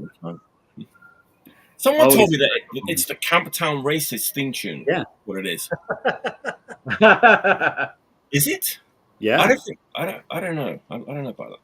I mean, yeah, it sounded too last time, but I think it was louder last time for some reason. He's not quite in the street yet. All right, Eric, what's your next pick? Okay, this is not a new record. I'm done with the new records. We're going old records. This one's pretty old. I'm thinking Mike might know this one. 70s? Yeah, 1980, I think this was. Okay. Made. So what do you get in London when, around late 70s, 1980, when you mix punk, post-punk, reggae, dub, not the Clash, not the Slits, Basement 5. Oh, Basement 5. This? I know it, but I've never ever listened to Basement 5. Never. This is a really interesting record. What it is, I'm going to try to be quick as possible because there's so much history with this record. It's insane. So, like I said, late 70s, the punk reggae thing, Don Letts, Don Letts was the original singer of this band. He's not on this. He's not on this record. And this is like reggae guys, Jamaican guys that lived in England, who worked for Island Records, which this record is on. Wait, where is it? There it is. There it is. On Island Records, 1980, reggae guys who work for the label. You always hear about, like, the white punks in London, the Clash and the Slits and et cetera, and the Ruts and all that, dabbling with reggae and stuff. This is kind of the opposite. These were reggae guys who were like, okay, what's up with this punk shit? And they had a go at it. It's not bad. I mean, it's not the greatest record, but there's definitely some standout tracks. There's a song called Riot. And Riot is just like really just like, it could have been on like a Crass Records kind of thing. Like you can almost hear like a Penny Rimbaud version of it with the production and sound effects in the background and stuff. Wow. And they had a single called Last White Christmas. And that's like just talking shit on Thatcher, Jimmy Carter, the Ayatollah in Iran. It's just a really cool. It's political, reggae, punk, fusion, dub, and they just have like Martin Hannett produced it. Martin Hannett, who did Joy Division, Unknown Pleasures, and Jello Biafra made fun of at the beginning of Nazi Punks Fuck Off. That Martin Hannett. It had like who else? I haven't written down because there's just so much. The singer ended up being Dennis Morris on this record. He replaced Don Letts, and he was the famous photographer who took photos of Bob Marley and the Sex Pistols and stuff like that. He sings on this. Richard Dodowski, who was in like Public Image Limited, Raincoats and all that, he became their drummer. But the actual drummer who plays on here uncredited is Charlie Charles from Ian During the Blockheads. Oh, wow. Okay. Because apparently these guys like toured with Ian During the Blockheads before this record came out. He actually played the drums on here. The bass player is a guy called Leo Williams, who ended up being in Big Audio Dynamite with who's the guy from The Clash, Mick Jones or whatever. So they just have like this insane history. Yeah. It makes the record really interesting. You know what I mean? Because like I said, it's not going to blow your mind. But if you're into like punk history and just like all the stuff I just talked about, all the names I just dropped, it's an interesting record, So you can find it cheap. It's worth having. Just if you're into that kind of stuff, put it in the collection. I kind of nerd out on stuff like that, history, music history, and this guy was in this band and this woman was in this band and da da da. So this is a perfect record for that. There's definitely some good songs, but it's really cool. It's like this political, crassy 70s, early 80s post-punk with like dub versions and reggae versions. Apparently they did a full-on dub version of this a few years after this was released. They went back in the studio, did all these mixes, and turned like every song on this record into like a dub record or a dub version to a dub record. And again, comes with this like really cool poster that like you swear, like if I could fit it in here in like a Crass record, with just all this like pictures of Thatcher and riot cops and no to the National Front and it's just a cool record. So I figured I'd choose this one because I threw it on this week. I'm like, I'd like to talk about this one just to see if anybody's ever heard of it, because it is like really definitely check that out. You got this Simon. Remember that game Simon? Yeah. The 80s. That's what that is. Okay. Why does it say 1965 to 1980? Yeah, because that's the title of the record. But it doesn't there's got to be something deeper to that. I mean, the band obviously didn't exist in 1965, so I'm assuming that's a reference to something. Maybe that's like where they were taking like musical influences from. Yeah, it could be, or it could be like a political thing, a political regime or something. Yeah, I mean, it's a pretty. There's a lyric sheet, and the lyrics get pretty political. We might have an anti-union song, which isn't. But whatever. Yeah, I don't know what to be a black man in England and in London in 1979. So, who am I to judge? But it's a great record and culturally very interesting artifact of like. It is. It's kind of like I said. I used to work in a record store with this guy, and he would call a record like this a conversation piece. Yeah. because like you're not really gonna listen to it much. But in a situation like this, or if you guys were all in my house right now and we're drinking, I'm like, oh man, did you ever hear this? And I'd play it for you, and I'd get all red faced and be like, man, you gotta hear this song. Oh my god, I'd drink, You've kind of just like summed and up. we would just talk about it, and you'd be like, what the fuck? I never heard this. It's so, like the description makes you want to listen to it so bad. Check it out. I mean, definitely. I'm sure it's all over YouTube. And me too. I've known about it for like and years. I love the Enduring the Blockheads too. So me too, man. Anything like related to that. Yeah, like Basement 5. Like I said, apparently it's on Island Records, which was like the reggae label. These guys all like worked for the label and stuff. They all have like this great photo where they have these like giant sunglasses on, or like skiing goggles. They almost kind of look like Kool Moe Dee. Remember Kool Moe Dee used to wear the yeah. I mean, I can just go on all night about this. It's really there's so much shit to pick from it. Yeah, it's good, man. And if you look at the history, I'm sure there's people I'm leaving out, but like so many people were involved with this band. They played this big festival with like Public Image Limited and Killing Joke and all these bands. And oh fuck yeah, it's a cool, interesting record. That period of time, Martin Hannett produced it. I read this thing like Martin Hannett said it was like one of the toughest records to produce. Wow. He like had the hardest time producing this band, and it was just like, I don't know, really cool. So you check that one out if you're just looking for something different. Like you said, if you nerd out about punk history and stuff like that, there you go. That's when he came to Britain from Jamaica. Was 1965. There you go. Oh, there you go. See, I'm glad someone knew. There you go. Glad someone knew about this. Oh, cool. That makes sense then. Sure. Man, the UK at that time was just like fucking. There's an insane amount of like good music around that time. Just sometimes like the old like Reading Festival posters come up on Facebook. And like, you just look at the lineup, you just think, Jesus Christ, it's like fucking every band was incredible. Yeah, mind blowing. Yeah. So that's my fourth pick. All right, beautiful. All right, Dan. All right. Well, I've done this in a minute, so.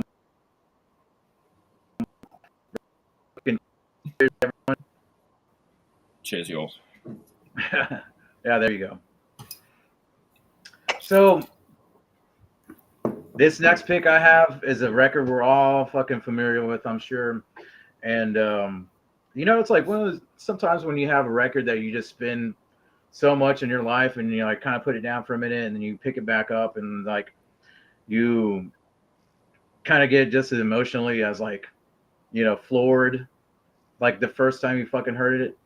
Well, I picked this up and put it on my fucking player again this week, and fucking Crude Attitude. Hell yes. This fucking record is probably one of the best collections of Crude songs. I mean, this is the Feral Ward issue record. There you go. Mm-hmm. But Crude Attitude, like, I put it on and like just the solos, like just remembering like. Not only is it just like the music is great, but like this records like this are almost like a time capsule to me, to where I almost remember exactly where I was when I first fucking heard this, and but I could talk about Crude all fucking goddamn day long, man. Crude is just like they're my favorite Japanese hardcore band. Period. Really? Yeah, absolutely, and like. We're gonna fucking set the record straight right now. Crude is not Burning Spirits. Crude is 100 fucking % hardcore fucking punk. And it's funny, Dan. Everything that comes out of Hakodate has this flavor. Let's just keep. They're the ones that did it.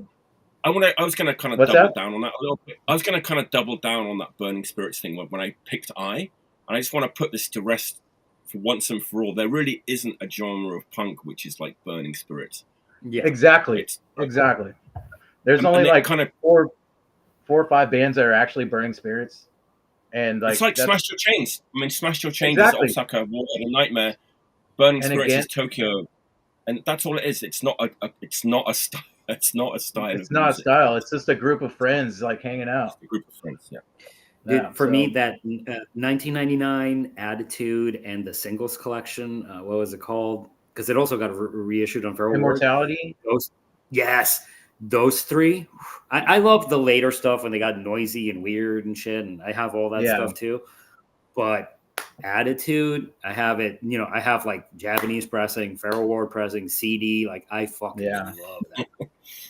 Yeah, and like they even had a CD with like different versions of those songs. I don't remember. I think it was just a self-titled CD, and like I bought that on fucking Hardcore Holocaust back when that was a label. Yep. It was like the yellow logo, you know, the Crude logo, but it was just yellow, and like it had different versions. And that's my favorite thing that they ever put out.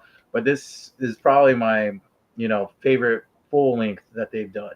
It's the best. Like I think it's probably one of the best collections of songs they had. They have like fucking cuts like for sure. Again, you know, Stand and Fight Again is one of the best hardcore openers ever. Period. For a record.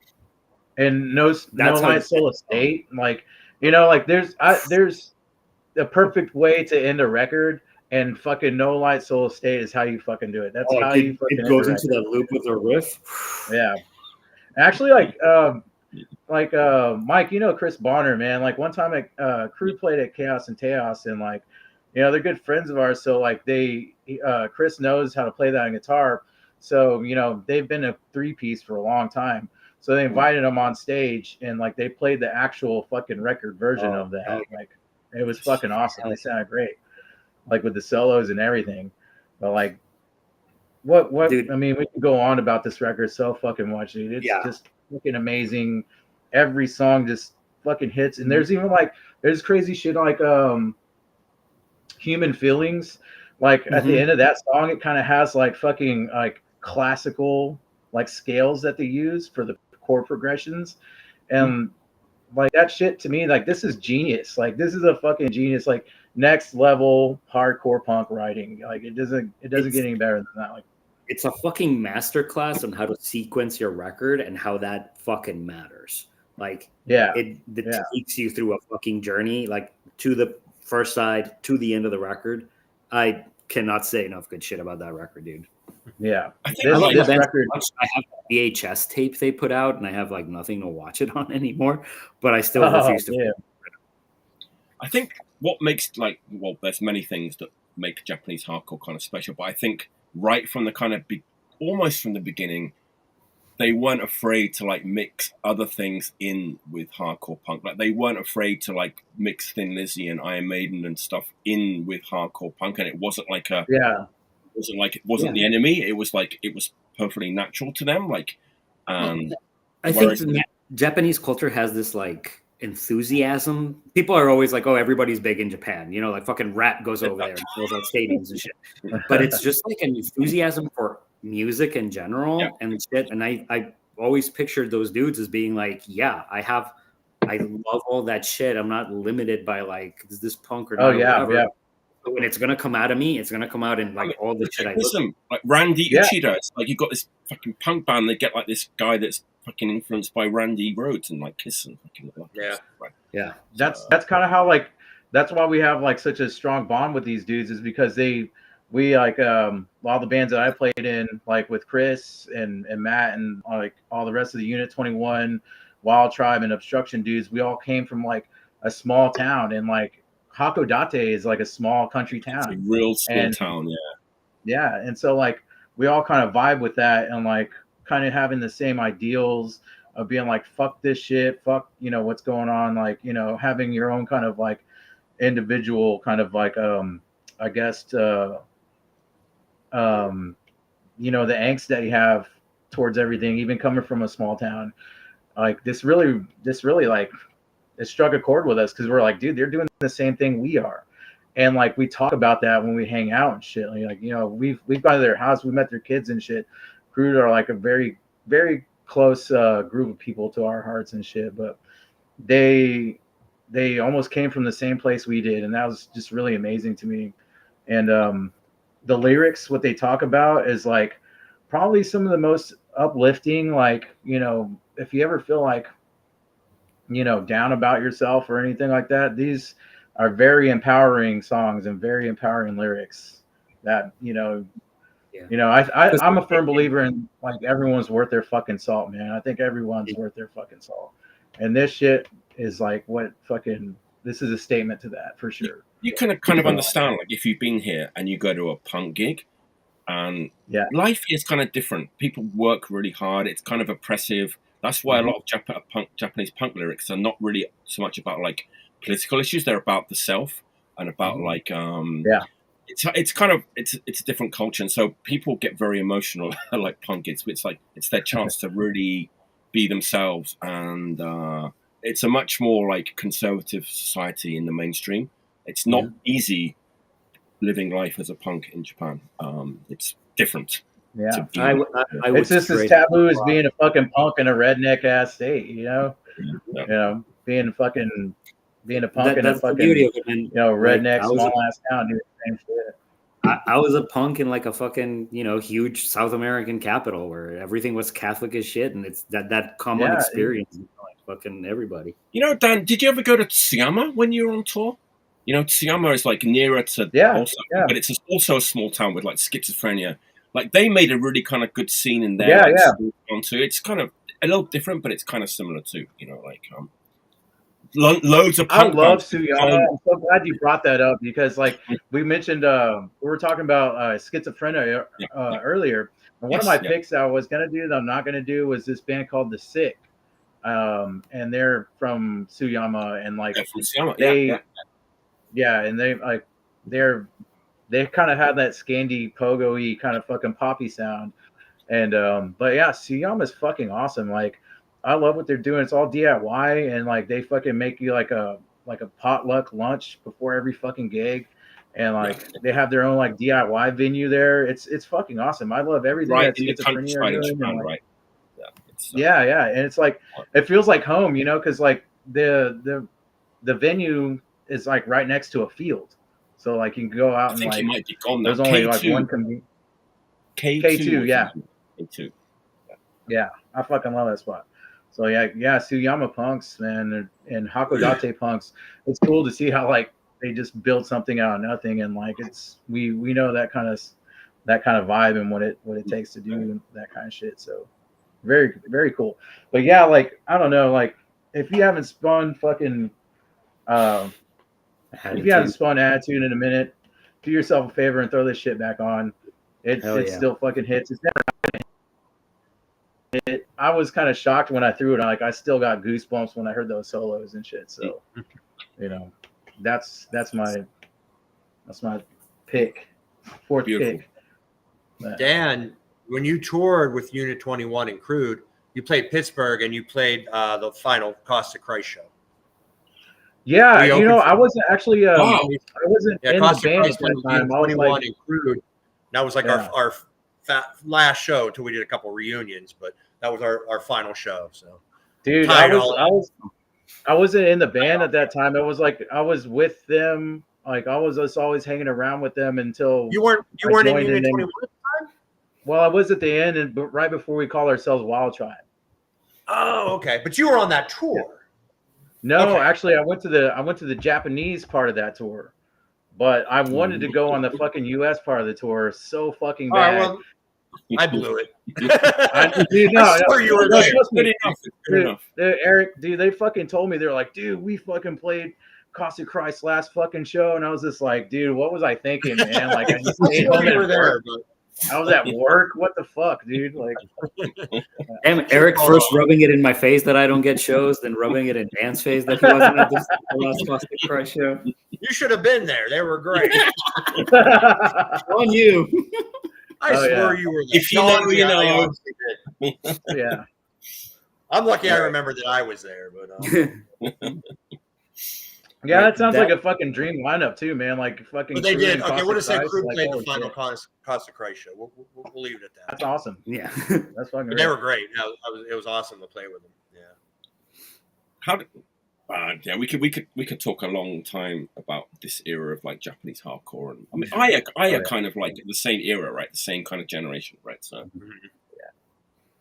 All right, that actually segues really into your next pick.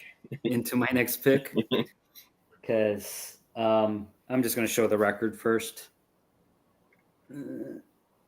Oh yeah. Enslave and Pasahora. Oh, So Enslave, not sure if you're familiar with them. that's been a They're while. like, they had some stuff. I think their demo was like 2003. Then they had like a split 2006, but they really kind of hit their stride like later, 2008 into like the early 2010s. And they were from Japan. I don't know what city. I first caught they have a full length, but it only exists in CD.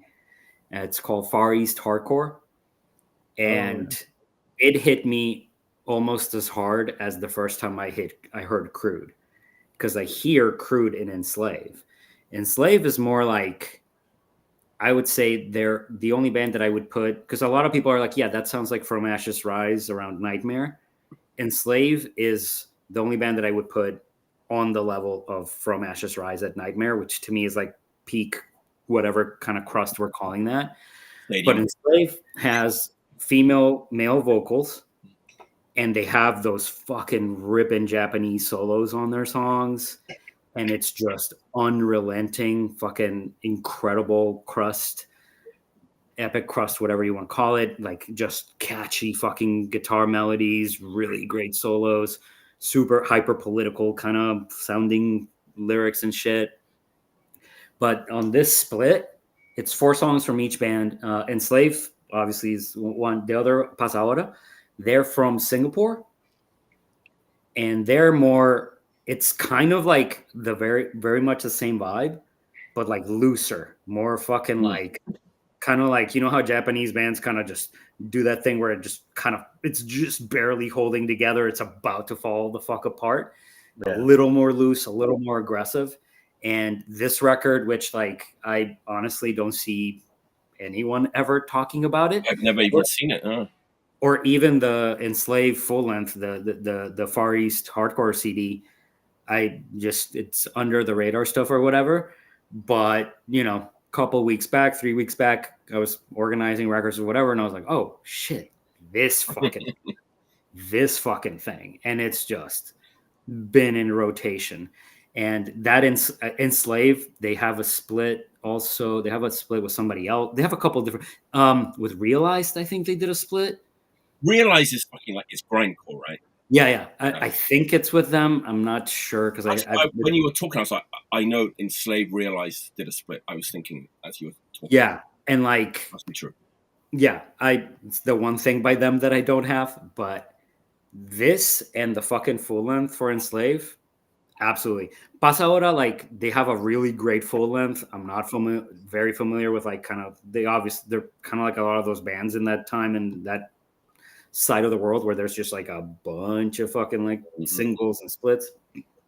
But the songs on this record, fucking 4 bangers. And the Enslave, because I think this is the last stuff that Enslave did. Okay. And fuck, because like bands to carry that banner for that early Crude sound, few and far in between, man. For me to like to hit that level of like urgency with melody, with fucking like just hardcore execution. And this was one of them. And Enslave Pasahora, like, absolutely. I don't know how available it is. It's probably not that expensive to find, but if you're into Japanese hardcore, especially, you know, that era and with the 2000s into the 2010s with that kind of fucking energy, absolute banger. Oh yeah. I think I've seen him. I feel like I saw them at least once when I first moved here. Enslave? Yeah. Oh, you son of a bitch. It was my turn to write. Everyone's making you jealous. But yeah, I fucking Enslave. That's a nice kind of blast from the past. I haven't thought about that band for a while. I've never seen that record for sure. Did that come out on a Japanese label or a? Yeah. I can't read what that is. It's got like 4412 in like Roman numerals. I don't know if you might recognize it. And it's got 4490 records. Oh, no. But yeah, like the other side has like, you know, both band names, blah, blah, has a nice little insert too. They did like lyrics and because they sing in English and they say a lot. Like that's 4 songs worth of lyrics. That's a lot. Holy shit. Yeah. They have a lot of stuff to say. So yeah. Then the Pasaora, which actually this is the record that got me into that band, and their full length is also fucking killer shit. Fuck yeah. Definitely have to check that out. Yeah, that's my my Japan. A lot of Japanese stuff tonight. Like that's cool. Man. I have one more actually. My last. Oh man, digital download code with a MediaFire address on it. I was going to say that feels like something I would have downloaded like a real player file of or something like back on my. Yeah. I'm gonna go to that tomorrow and see what's on there. But I'm going like way. I'm gonna say deep, like way off course, like I'm going way back to like 1972 for my last pick. Japanese, but 1972. Let's wait till Dan gets back because I know Dan. Dan likes the Japanese stuff. I think this might be a new one to him, but a lot of things going on in 1972. 1972 was like maybe the best year or one of the best years for like classic, like heavy rock records. Could be 71, could be 73. We're going back to 1972, Japan, Dan. 1972. Oh yeah, that was a hell of a time. I was 5 years old. This is like one of the little press blurbs that I found for this record. It's funny. Moonshine-proof levels of Burundi drumming and psych shred from 1972, steeped in Ugandan tradition and primed to take head tops. Clean off. Wow. So, jazz Certainly drummer. a lot of English. Jazz drummer. You know, this guy, Akira Ishikawa. A jazz drummer. But it's 1972, right? What's going on in the world of jazz? Well, Miles Davis is what's going on in the world of jazz. Miles Davis wants to make a record with Jimi Hendrix. And he's made Bitches Brew. And he's done Live Evil, man. Live Evil. Looking, you know, a jazz record called Live Evil in like 1971 or 1972. He's done Jack Johnson, which is like, has John McLaughlin on it, from, you know, who's a fucking like one of the best guitar shredders of all time.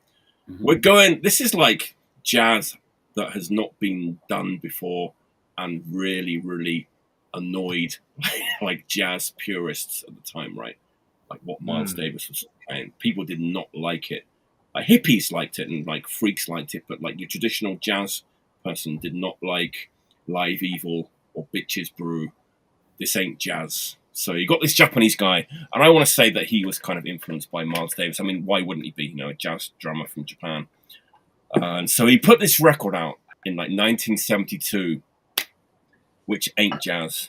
It's like fucking swampy, murky, psychedelic, kind of heavy, dirty, sludgy. I mean, I do not personally partake of like Beelzebub's broccoli or Satan's spinach. Like, I feel like I'm missing out a bit by not doing that with this record. What the hell is he talking about? What the hell is he talking about? You're saying? I don't think showing the record is going to help, but this is wow. Hey, okay, this came out on Toshiba Records in 1972, and it came out in this fucking box like this. Holy shit. It's only a single LP. There's like nothing in it. It's just a record and a small like liner sheet. And I don't know why they wanted to make it in this box, but that's what they did. I'll give you credit because the way you described it, and now that you're showing it, I'm like, yeah, that tracks. That's where that would go. Yeah. The record is called Uganda, Africa, The Dawn of Rock. It's the name of the record, and it came out on Toshiba. It ain't got nothing to do with jazz. It's like fucking psychedelic.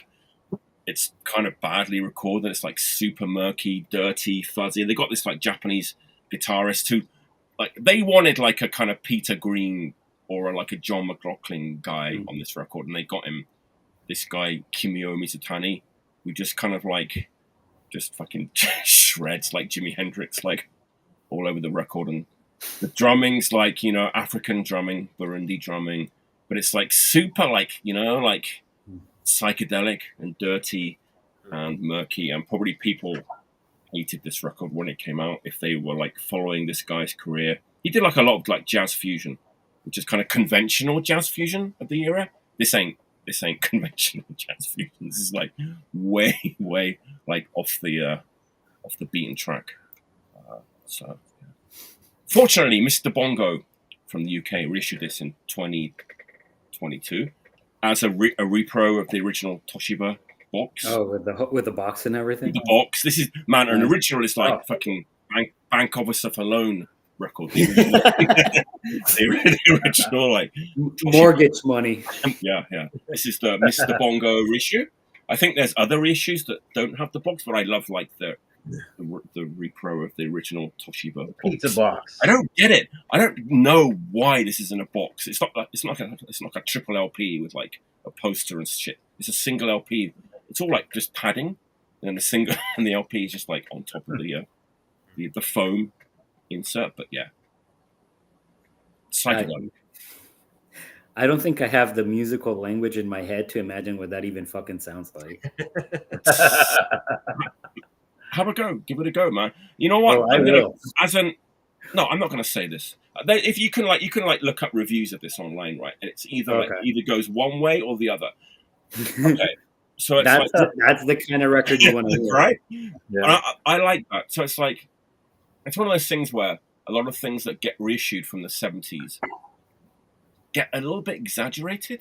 It happens with like heavy rock records, right? It's like everything's like the mother like of Black hard rock or Sabbath? metal. Yeah. Do you like Black Sabbath? Then you're gonna love this. Doesn't sound anything like Black Sabbath. Yeah. Oh, yeah. You know, it happens all the time. There's like one song that's like almost as heavy as Black Sabbath. Like, this isn't that. They might have like exaggerated certain parts about this record, but man, honestly, late at night, get yourself some of the funny stuff. And, I got all kinds of funny stuff, dude. Yeah, I'll pass that on to the other Dan. And check out Akira Ishikawa, and his band is called the Count Buffaloes. Is the band he had at the time. Huh. There you go. That's my last play. It's kind of way off the beaten track, but I love this shit. Man. It's like, That's fucking Japan. cool. Yeah. Good stuff. All right, Eric, what's your? Actually, you know, it's not really Tony Allen. It's not jazzy at all. The drumming on this is like it's something. You gotta hear it. You gotta hear it. I did my best to describe it. It's a hard record to describe. Dude, and that hype sticker description doesn't. Yeah, you're like, what the fuck? I gotta hear this. You should check it out. Yeah, like as far as like Japanese jazz, like my realm of like I guess like my favorite artist that is Asakawa Maki, and I actually kind of collect her records, but she's a singer, right? Yeah, jazz singer. Jazz singer. But she a lot of her early records have all the Japanese free jazz guys playing on them. Yeah. She has like a huge pedigree of like really like profound like art, like jazz artists that are her backing. She's amazing. I love her, man. I love her. Yeah. I love her. Dude, you're talking about careening down the highway in Japan. The last time we were there, that's what we were listening to. Like when I thought we were gonna fucking die on the highway, just like hydroplaning was one of the songs that comes to mind, and it's like the most like kind of like almost gloomy fucking Japanese jazz, and I'm just like, we're gonna fucking die today. Or it's like just going down the highway and shit. But Asakawa Maki is beautiful fucking music, dude. It's fucking good shit. It's beautiful. Yeah. Don't get me started on that. I want to, man. So, yeah, we'll talk more about that later. After the show, Yeah. All right, Eric, what's your last bit? Okay, I don't know how to follow that. I'm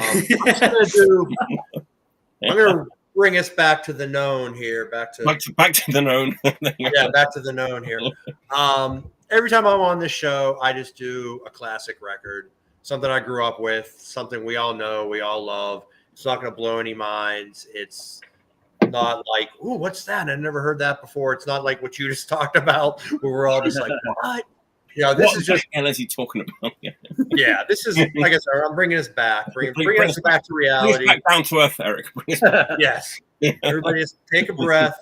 But no, this is just a record I grew up on since my teenage years. Highly influential.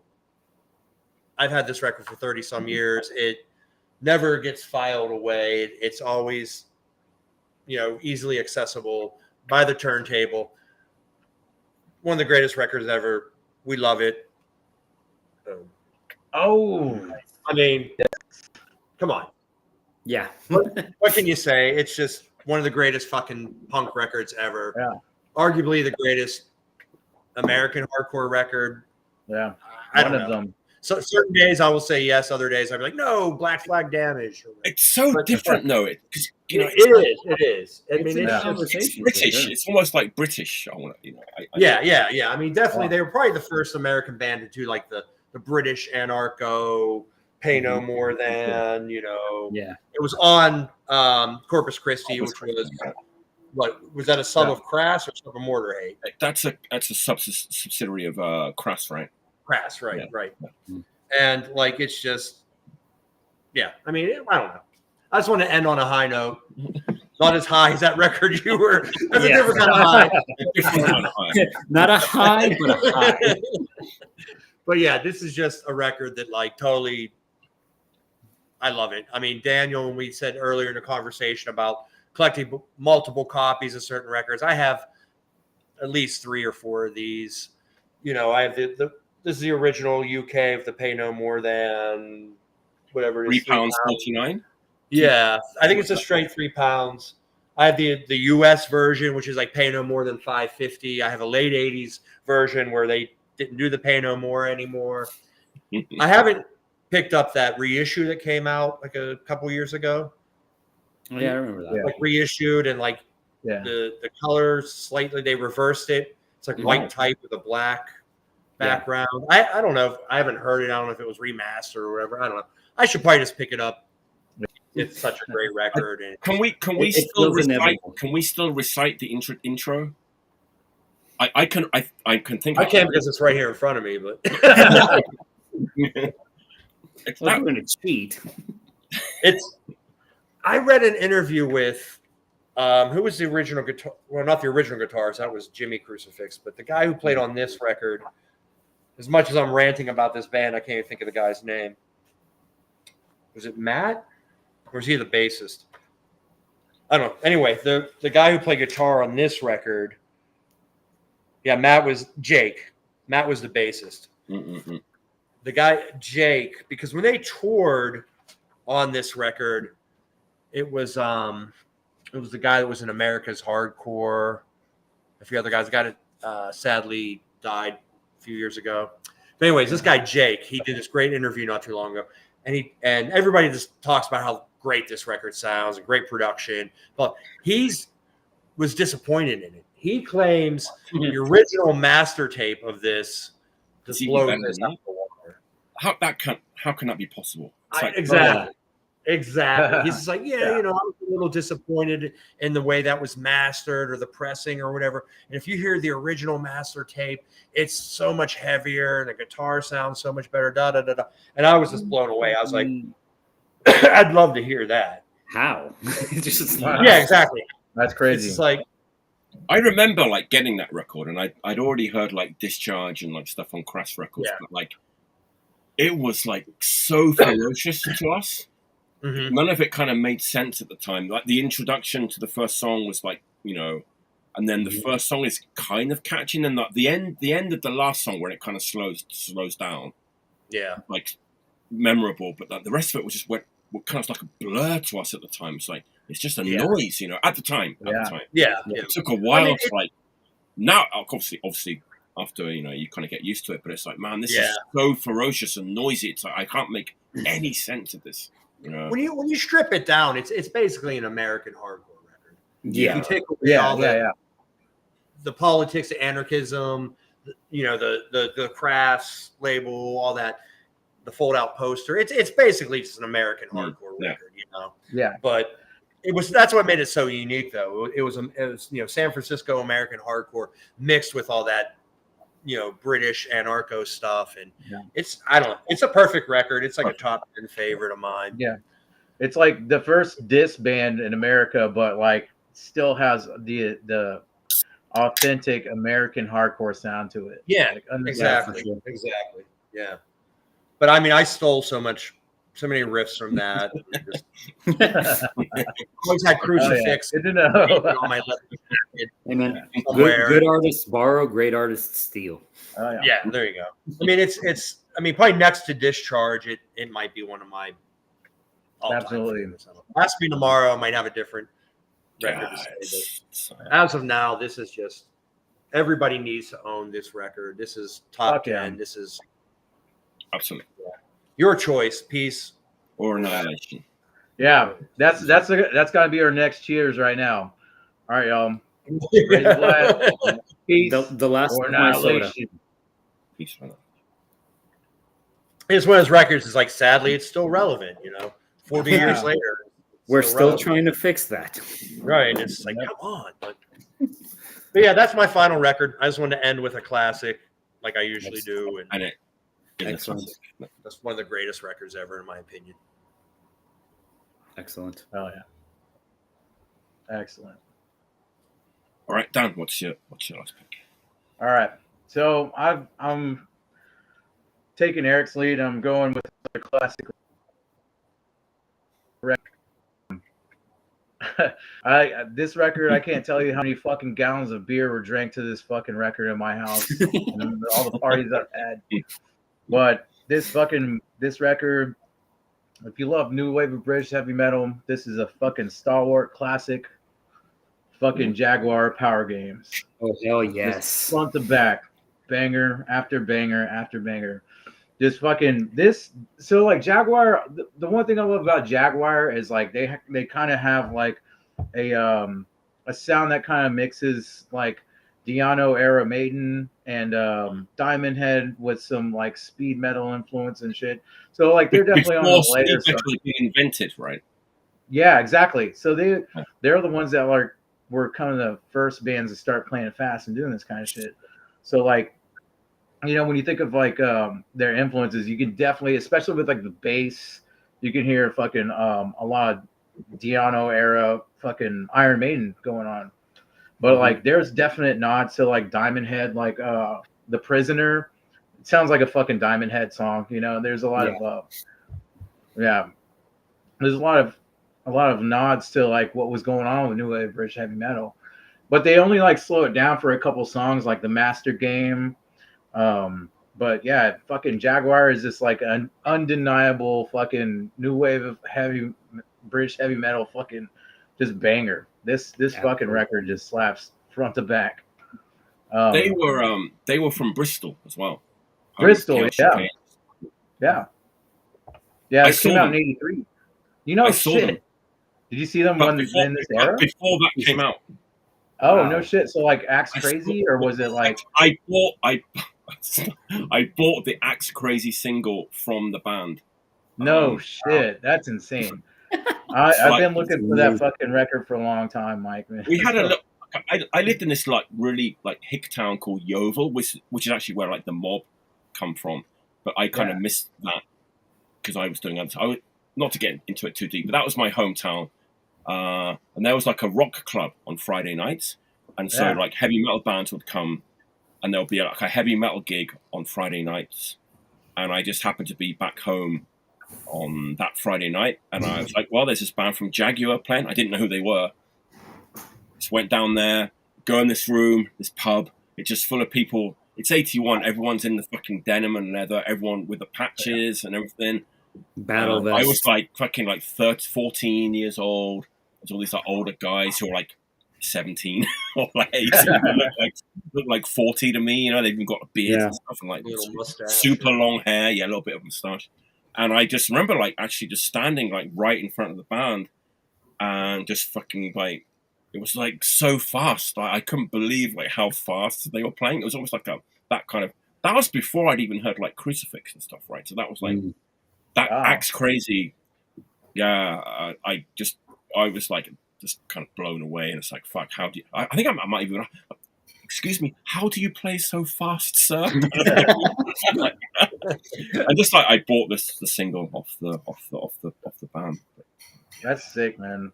That's awesome. Like I love everything. I'm not gonna say I like everything that Jaguar did, because this is probably only that's as far as you want to go, really. This is all. And you know what's crazy is like they started in '79, and it took them fucking 4 years to put out an album. But this is a fucking like when people talk about like new wave British heavy metal, and like this album always comes up in conversation, because it's just like undeniably like what I think is like when I picture new wave British heavy metal. Obviously, it's gonna be like Diamond Head, it's gonna be Battle Axe, and it's gonna be Jaguar. Well, along with a lot of other ones too, but like fucking, like I said, this is like a fucking party rock and roll fucking album, you know. And like it's just one of these fucking records where I'm like, all right, we got a good enough group of people.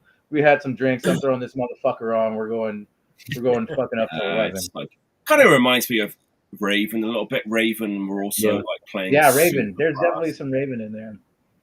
They were all like just doing like. They're like dudes who kind of grew up with 70s rock, who are like taking it to the next level, right? Like, let's play faster. Let's take like Judas Priest and like whatever and like make it faster and and it's like the production is like really raw too, so it's kind of got like that cool punk feel to it, and like you know, you could definitely hear like a lot of 70s shit, like you know, like, you know me, man, I'm a huge fucking fan of like Scorpions, so like you can kind of hear some of that just Absolutely. The approach to it, like the urgency written in there. So fucking Jaguar Power Games. That's my final fucking pick. Play this after the classic. Goddamn, dude, play this. To me, that's like Crucifix, Jaguar, same level of like greatness to me. Oh yeah. I'd back that. Beautiful. All right, Daniel, let's All right, so you had the super weird pick, and these guys had absolute fucking Stone Cold classics, and I left my last pick for A, where I'm going to cheat, do more than one record, and B, where I'm doing my new stuff, because I was doing more than one pick. Yeah, I backloaded that stuff. So I'm gonna do 2 records. Oh God! Okay, there we go. Invertebrates, their new LP, Sick to Survive, and I wanted to also do Yambag, their new fucking record. Oh fuck yeah! Fuck Ultra. And the reason that I'm doing them together is because these are new records, and to me, they both have like a Minor Threat influence that I've been fucking done. There you go. There you go. On deck. Daniel, hold up your copy again. The Invertebrates? We can get like a good screen. Oh, you gotta get the photo. There you go. Carry on. Yeah.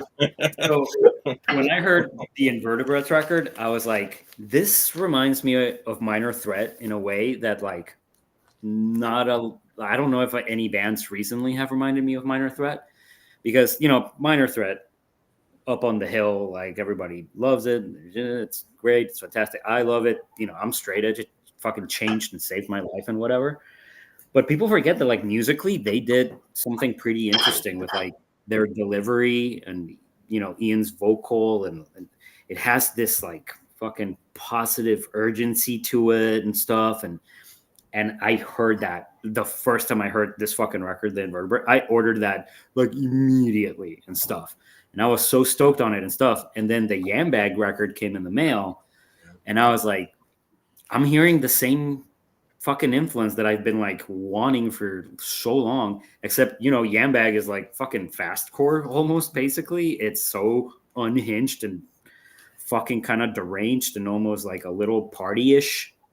But it's two records that came out recently that to me stand out because they take an older American hardcore influence and kind of spin like a different part of it. Because there's bands that are doing like kind of like that, you know, Discord, early hardcore singles, fucking shit and whatever. And a lot of them are really good. I own fucking probably all of them.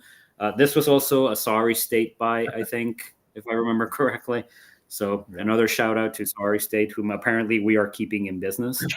But yeah, so my point with doing these two at the same time is just like, people forget Minor Threat was musically interesting. There was people there who knew how to do shit. Brian Baker is a fucking great musician.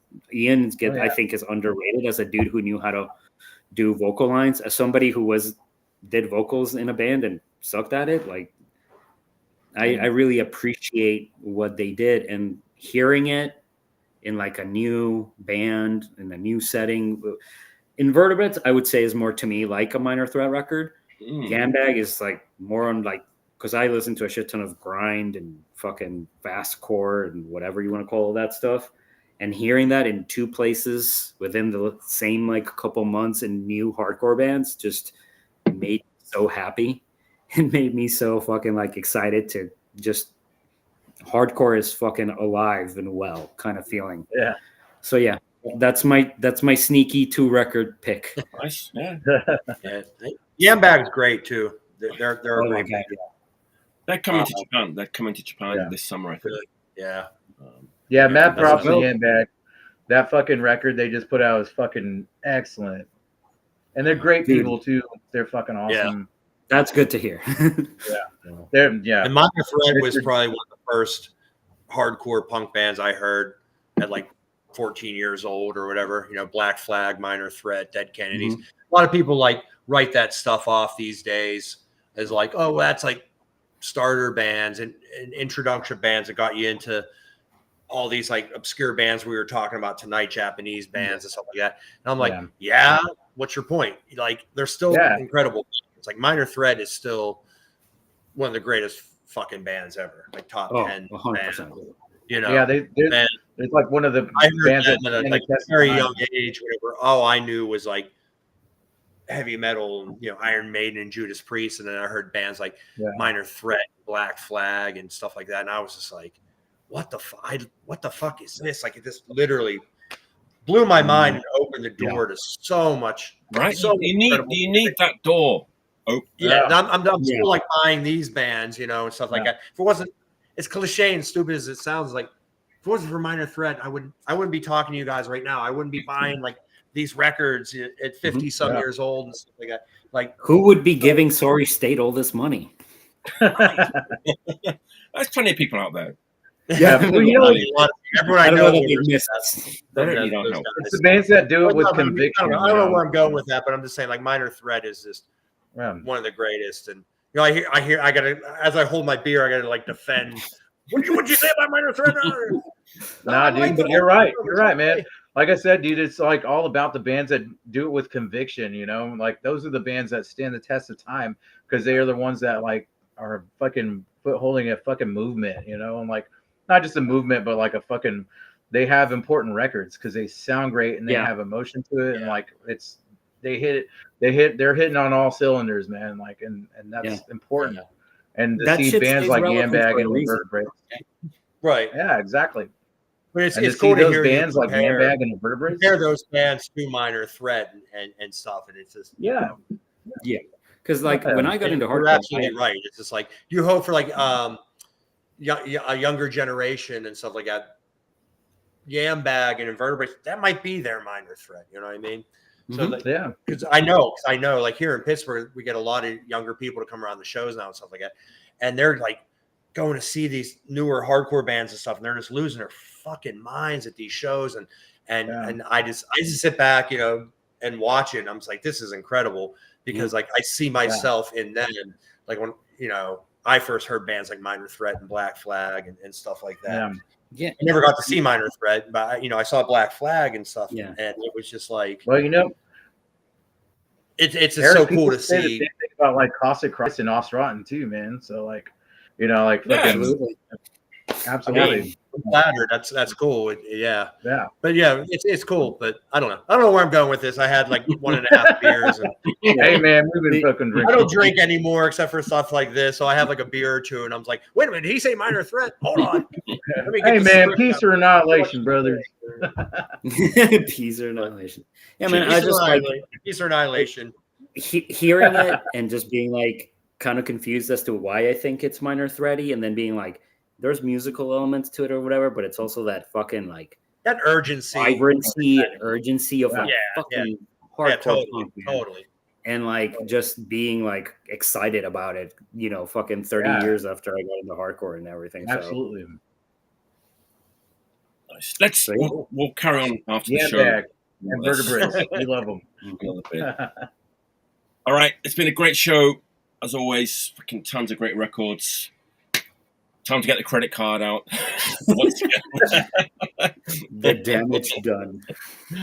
Let me just announce next week. Next week's show is dedicated to Hazel, who she's coming on the show with Dennis and Matt from Columbus, Ohio. Hazel was like hit by a car like a couple of months ago, and she's been in kind of recovering. It's going to be great to have her on, and she's going to be talking about like some of her favorite records. Yeah, she lives here in Pittsburgh. I think she's actually right down over the hill from me in Braddock. Yeah, I think she lives right over in Braddock, over the hill from me here. So we postponed this episode until she's better and she's ready next week, next Friday, June 21st, 10 p.m. Eastern.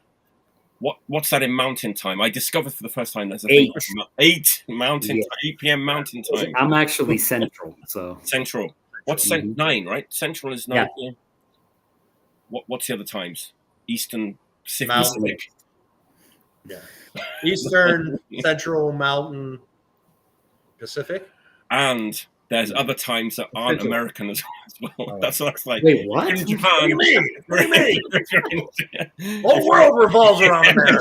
If you're in Japan, it will be June 22nd if you're in Japan. Dude, you're from the future. 11 a.m. June 22nd, Tokyo time. Story if you Send me the lottery numbers. Send me the sports scores. Who's going to win the Stanley Cup? I'm going to bet. Thanks for tuning in. We had a great time, as we always do. That's what it's all about. Yeah, thanks for having us, Mike. Yeah, we'll carry on chatting a little bit after we say farewell. Until next time. Until next week, in fact. Peace or annihilation. Peace. Yeah.